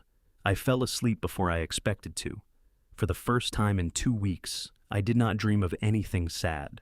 The morning of October 14th arrived, the way important mornings sometimes do quietly without announcement, with the same pale California light that came through every morning and no particular indication that this one would be different from any other.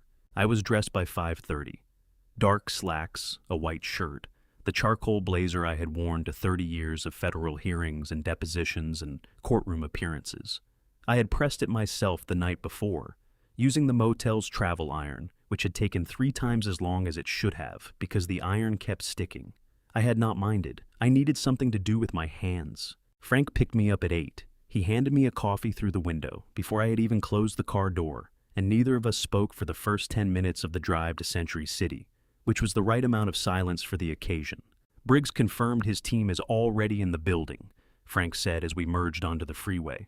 2 agents in the lobby, 2 in the stairwell on the 18th floor, 2 more in the parking structure. The moment you begin the presentation, they move in on my signal. "Clara!" "She'll arrive at 6 with the original will in a sealed legal envelope." Frank changed lanes with the unhurried precision he applied to everything. "Sandra confirmed this morning. She'll wait in the lobby until I text her." I nodded. I drank my coffee and watched the Los Angeles basin spread out below the freeway, overpast the flat silver shimmer of it in the morning haze, the mountains behind the ocean, somewhere beyond the west side that you could not see but could feel in the quality of the air. Peggy had loved this city. She had loved the way it looked from elevation, the way it sprawled without apology, the way it contained every version of itself simultaneously. I turned back to the windshield.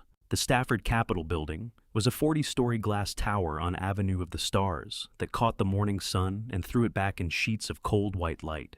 Frank parked in the guest structure.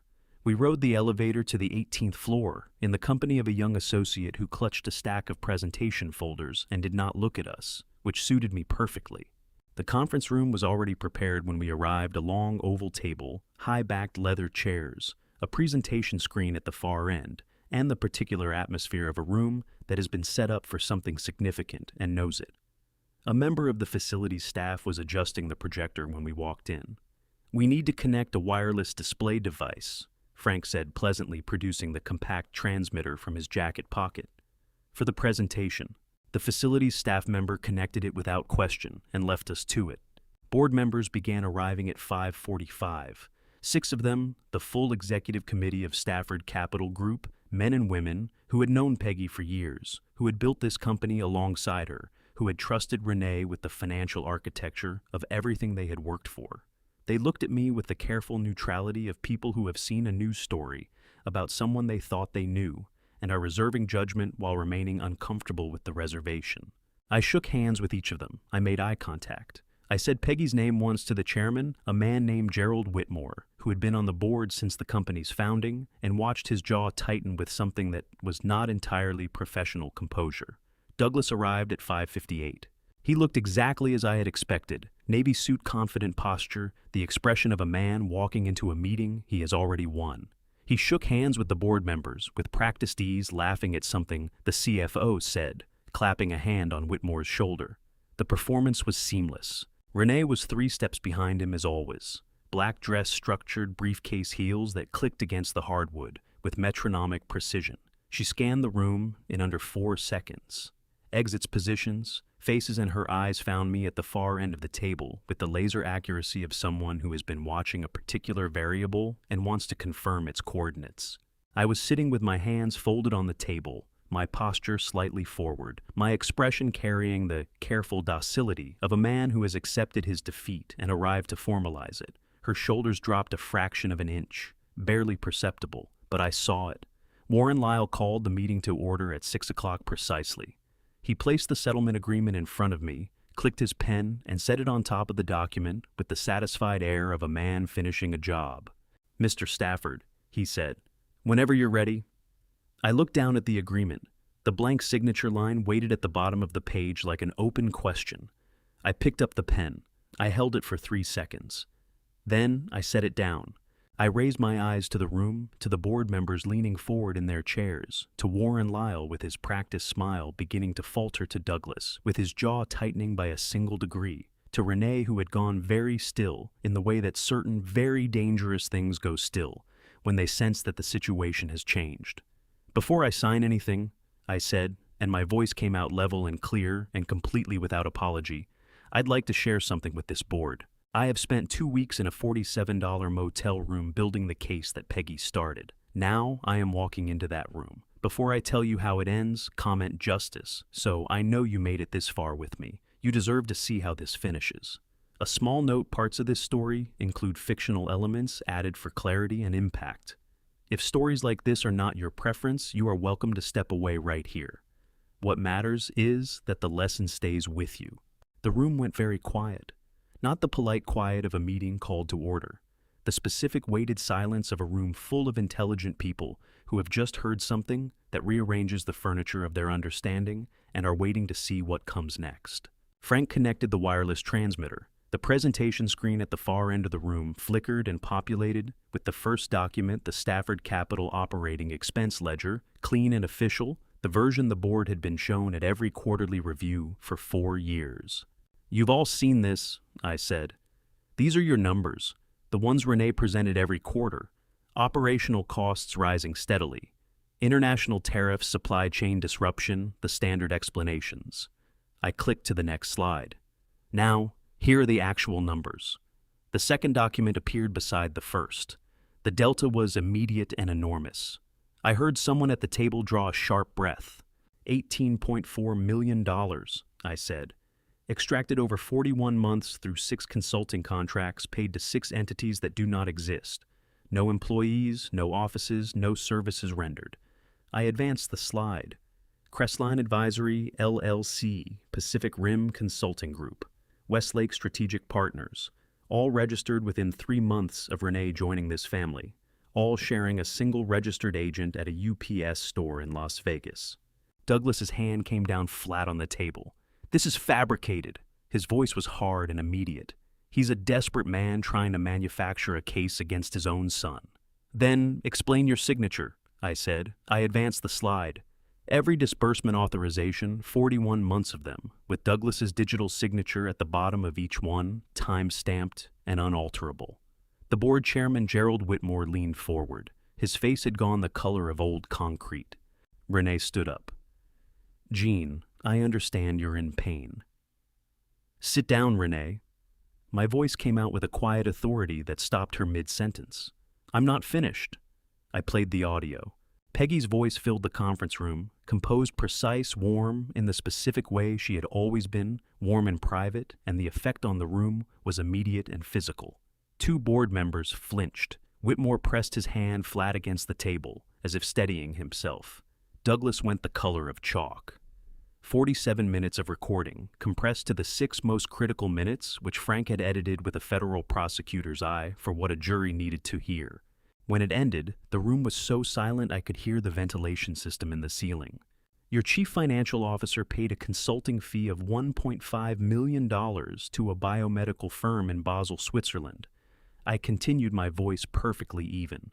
"The firm is owned by Dr. Gerald Finch, the same physician Renee introduced into my wife's care 3 weeks before she died, and who replaced her established medication with a compound carrying an FDA black box, warning for hemorrhagic stroke in patients with her exact medical history. Renee moved, fast pushing back her chair, stepping toward the door with the decisive motion of a woman who has calculated that the exit is still available and that available exits should be used immediately. The door opened before she reached it. Clara Hutchins stepped through first sealed legal envelope in hand.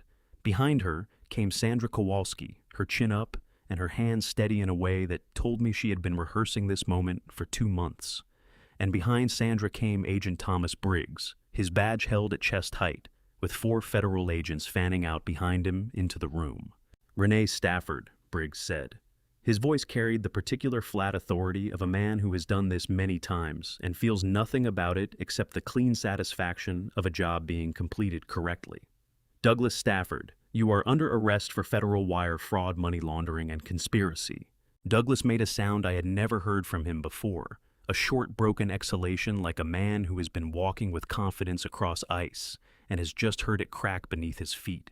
He gripped the edge of the table with both hands, his knuckles going white, his face collapsing inward on itself in a way that made him look, for just a moment, like the boy I had once known. Renee did not make a sound. She stood perfectly still as the handcuffs closed around her wrists, her chin level, her eyes moving to mine, with an expression so concentrated and so cold that it had no name I could assign to it. She held my gaze for exactly 3 seconds. Then she looked away, and I watched the composure she had maintained through every calculated move of the past year crack, not dramatically, not with tears, but in the particular way that certainty cracks when it meets something it had not accounted for, something it had looked at and decided was manageable. Warren Lyle pressed himself against the back wall and said nothing. His settlement agreement lay on the table, unsigned, the pen beside it where I had placed it. I looked at Gerald Whitmore. His eyes were wet. His jaw was working. "She built this company," he said. His voice was barely audible. "Margaret built all of this." "Yes," I said. "She did, and she protected it." I reached into my jacket pocket and produced the memory card, the one that had been inside the clock, the one that contained 312 documents and 47 minutes of audio and 40 seconds of video, and I placed it on the table in front of Briggs. "Everything you need," I said, "is on there." The handcuffs made a sound I will not forget. Not loud, not dramatic. Just a small mechanical click, the kind of sound a thing makes when it closes around something and locks. And in that sound was 31 years of Peggy building something from nothing, and 2 people deciding that what she had built was theirs to take. And every hour of the past 2 weeks in a $47 motel room, all of it compressed into one small, definitive sound. Douglas was crying by the time the agents walked him toward the door. Not the manufactured grief of the funeral or the calculated sorrow of the social media video, real tears, the kind that come when the structure a person has been living inside suddenly ceases to exist, and there is nothing left to perform for. He looked back at me once just before the doorway, and I looked at him steadily and said nothing, because there was nothing to say that would have helped either of us. Renee did not look back. Warren Lyle was detained in the hallway by 2 agents and informed that he was a person of interest in the submission of fraudulent legal documents and witness tampering. The color drained from his face in a way that reminded me of water leaving a bathtub, quickly, completely leaving nothing behind. He asked for his attorney before the agents had finished the sentence. 2 miles away at Gerald Finch's private medical clinic on Wilshire Boulevard, a separate FBI team executed a concurrent arrest warrant. I learned this from Briggs, who texted me while I was still standing at the conference table, Finch in custody. Medical records secured. Gerald Whitmore sat at the head of the table for a long time, after the room had emptied, his hands folded in front of him, looking at the presentation screen where the financial evidence was still displayed. Finally, he looked at me. "The board owes you an apology, Gene," he said. "The board owes Peggy an apology," I said. "I'm just the delivery mechanism." He nodded once slowly and did not argue the point. 3 weeks later, on the 11th of November, I sat in courtroom 7 of the Los Angeles Superior Court Probate Division in a wooden chair that was slightly too hard and slightly too small next to Clara Hutchins, who was wearing a gray suit and carrying the original will in a blue legal folder under her arm. The hearing lasted 40 minutes. Because Douglas and Renee had been indicted on 3 federal counts and were currently in custody awaiting trial, their legal standing to contest the will had been effectively neutralized. Their appointed counsel filed a perfunctory objection, that the presiding judge, a woman named Honorable Patricia Serrano, disposed of in under 4 minutes with the brisk efficiency of someone who has seen this argument before and found it unpersuasive. Judge Serrano recognized the will. She struck down the emergency ex parte freeze order that Warren Lyle had filed the morning after the funeral. She restored full legal access to all accounts connected to the estate of Margaret Stafford. She confirmed Jean Stafford as sole executor and primary beneficiary with controlling interest in Stafford Capital Group, passing immediately and without condition. She signed the order at 11:47 in the morning. Clara squeezed my arm once briefly as we walked out of the courthouse into the November sunshine. I drove back to Pasadena alone. The iron gates of the property opened when my car approached the new security system. Recognized the transponder Frank had helped me install the previous week. I parked in the driveway and sat in the car for a moment, looking at the house. The hydrangeas along the south fence had recovered from the summer drought. The kitchen window caught the afternoon light the way it always had, throwing a small rectangle of gold across the front path. I got out. I walked to the front door. I used the new key Clara had arranged for a locksmith the day the court order came through, and I pushed the door open and stepped inside. The house smelled like itself, like old wood and the specific quality of California afternoon light, and something underneath, both of those things that I could not name and did not need to name, because I had been breathing it for 20 years, and my body recognized it the way bodies recognize things that have been home for a long time. I walked through the foyer, through the living room, into the kitchen. Peggy's apron was still on the hook beside the refrigerator, the blue linen one, with the small embroidered sunflowers that she had bought at a farmer's market in Ojai 3 summers ago, and worn approximately twice and kept because she liked the way it looked. I had not been able to bring myself to move it when I packed my bag 2 weeks ago, and it was still there exactly as she had left it. The strings tied loosely in the kind of casual half bow that means a person expects to come back and put it on again. I stood in the kitchen doorway for a long time. Then I walked to the counter, filled the kettle, and put it on the stove. I found 2 cups in the cabinet, because 31 years of marriage means you reach for 2 cups, even when there is only one of you, and I was not ready to stop doing that yet, and I thought perhaps I did not have to be. I sat down at the kitchen table while the kettle heated. Outside the window, a pair of mockingbirds were conducting an extremely spirited disagreement in the hydrangeas.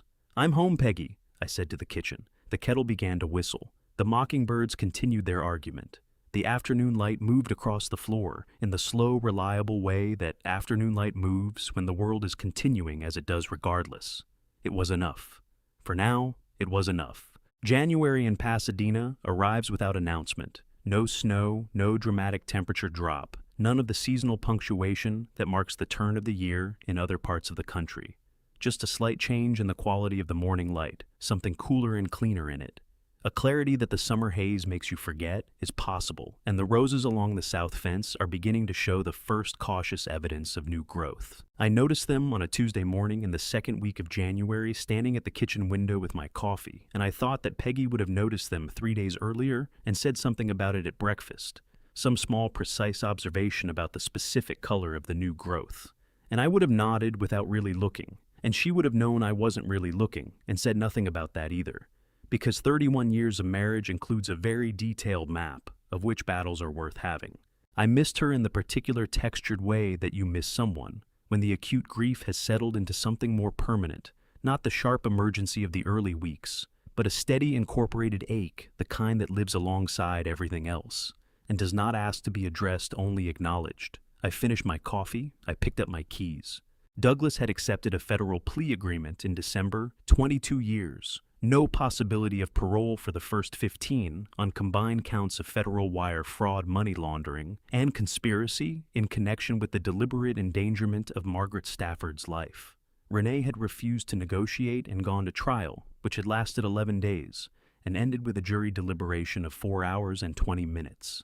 28 years on all counts, including the conspiracy charge the federal prosecutor had argued most forcefully, the one that connected the payment to Dr. Finch directly to the medication change and the stroke that followed. Dr. Gerald Finch had accepted a plea on reduced charges related to medical negligence and fraud, surrendered his medical license, and was awaiting sentencing. Warren Lyle had been permanently disbarred by the California State Bar and was facing his own federal conspiracy charges. I had not attended any of the proceedings. Briggs had kept me informed. That had been enough. The offices of the Peggy Stafford Foundation occupied the second floor of a building on Colorado Boulevard, 4 blocks from Clara Hutchins' law practice, in a space that had previously housed a small architecture firm, and still smelled faintly of drafting paper and coffee. Frank had spent 2 weeks painting it himself, which I had told him was unnecessary, and he had told me to mind my own business, which was the correct response. I parked and walked up the exterior staircase and pushed the door open. Frank was at his desk, which was covered in the organized chaos of a man 3 weeks into a new job who has not yet developed a filing system, but is thinking very seriously about it. He looked up when I came in. "Board approved the California Legal Aid Partnership this morning," he said. "We're operational in 3 counties by March." Good," I said. "Also, Sandra called.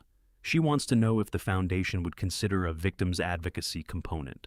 Something specifically for employees who've signed coercive NDAs." I sat down in the chair across from his desk. "Tell her yes. Tell her to write up a proposal." Frank nodded and made a note. Then he looked at me over the top of his reading glasses with the expression I had known for 30 years, the one that means he has something to say that is not about work. "You doing all right today?" he said. "I'm going to the cemetery after this," I said. He nodded once. "Take the white roses from the back garden. She liked those better than the ones from the florist." "I know," I said. "I know she did." Mountain View Cemetery in Altadena sits in the foothills above Pasadena, where the San Gabriel Mountains come down close enough to the city that you can see the snow on the upper peaks from the cemetery's upper paths in January. I had been here twice since the funeral, once in November, once in December, and each time I had stayed longer than I intended, which I had come to understand was not a problem, but simply the nature of the place. I found Peggy's grave on the eastern path, under an old sycamore that had dropped most of its leaves, but was holding a few with the stubborn tenacity of a tree that is not quite ready to admit the season has changed. I set the white roses against the base of the headstone. I sat down on the bench the cemetery had placed nearby, which was cold through my jacket, but not unpleasantly so. I told her about the foundation, about Frank's painting project and the drafting paper smell, about Sandra's idea for the NDA advocacy component, which I thought she would have approved of immediately and probably improved within 5 minutes, about the roses on the south fence beginning to show new growth.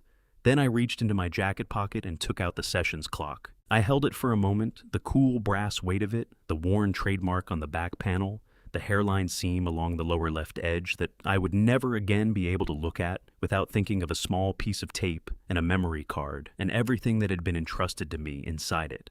I set it gently against the base of the headstone beside the roses. "I think this belongs here now," I said. The mountain air moved through the sycamore above me. Somewhere below, the city continued its ordinary business, indifferent and essential. I sat with my hands on my knees and looked at Peggy's name on the stone and felt underneath the grief and alongside it and threaded through it something that I had not expected to feel so soon. Gratitude. For 31 years. For the clock. For the trust she had placed in me at a dinner table on a Monday evening in October with cold hands and frightened eyes, and the absolute certainty apparently that I would not drop what she was giving me. I had not dropped it. That was enough. That would always be enough. I stood up, brushed the cold from my jacket, and walked back down the path toward the gate, back toward the city. The foundation, the white roses, beginning their slow return on the south fence of a house that was still and would remain home. I have lived this family story, and I would not wish it on anyone. When Peggy left, she did not just leave me grief. She left me a clock, a memory card, and the most complete act of trust I have ever received from another human being. I believe God places certain people in our lives not to make things easy, but to make us capable of what comes next. Peggy was that person for me. If I could tell you one thing from everything this family betrayal cost me, it is this: pay attention to the people sitting at your table, not just what they say, what they do when they think no one is watching. I missed signs I should have seen. Do not make my mistake. This family story ends with justice. But justice came late, and it came at a price I will spend the rest of my life paying quietly. No court ruling returns what family betrayal takes from you. That is the truth no one tells you. Every family story carries this lesson underneath it. If this reached you, drop a comment, share it with someone who needs it, and subscribe so we can keep telling the stories that matter. Thank you for watching until the very end. Stories ahead include fictional elements built for reflection. If that is not your preference, step away freely. You are always welcome back.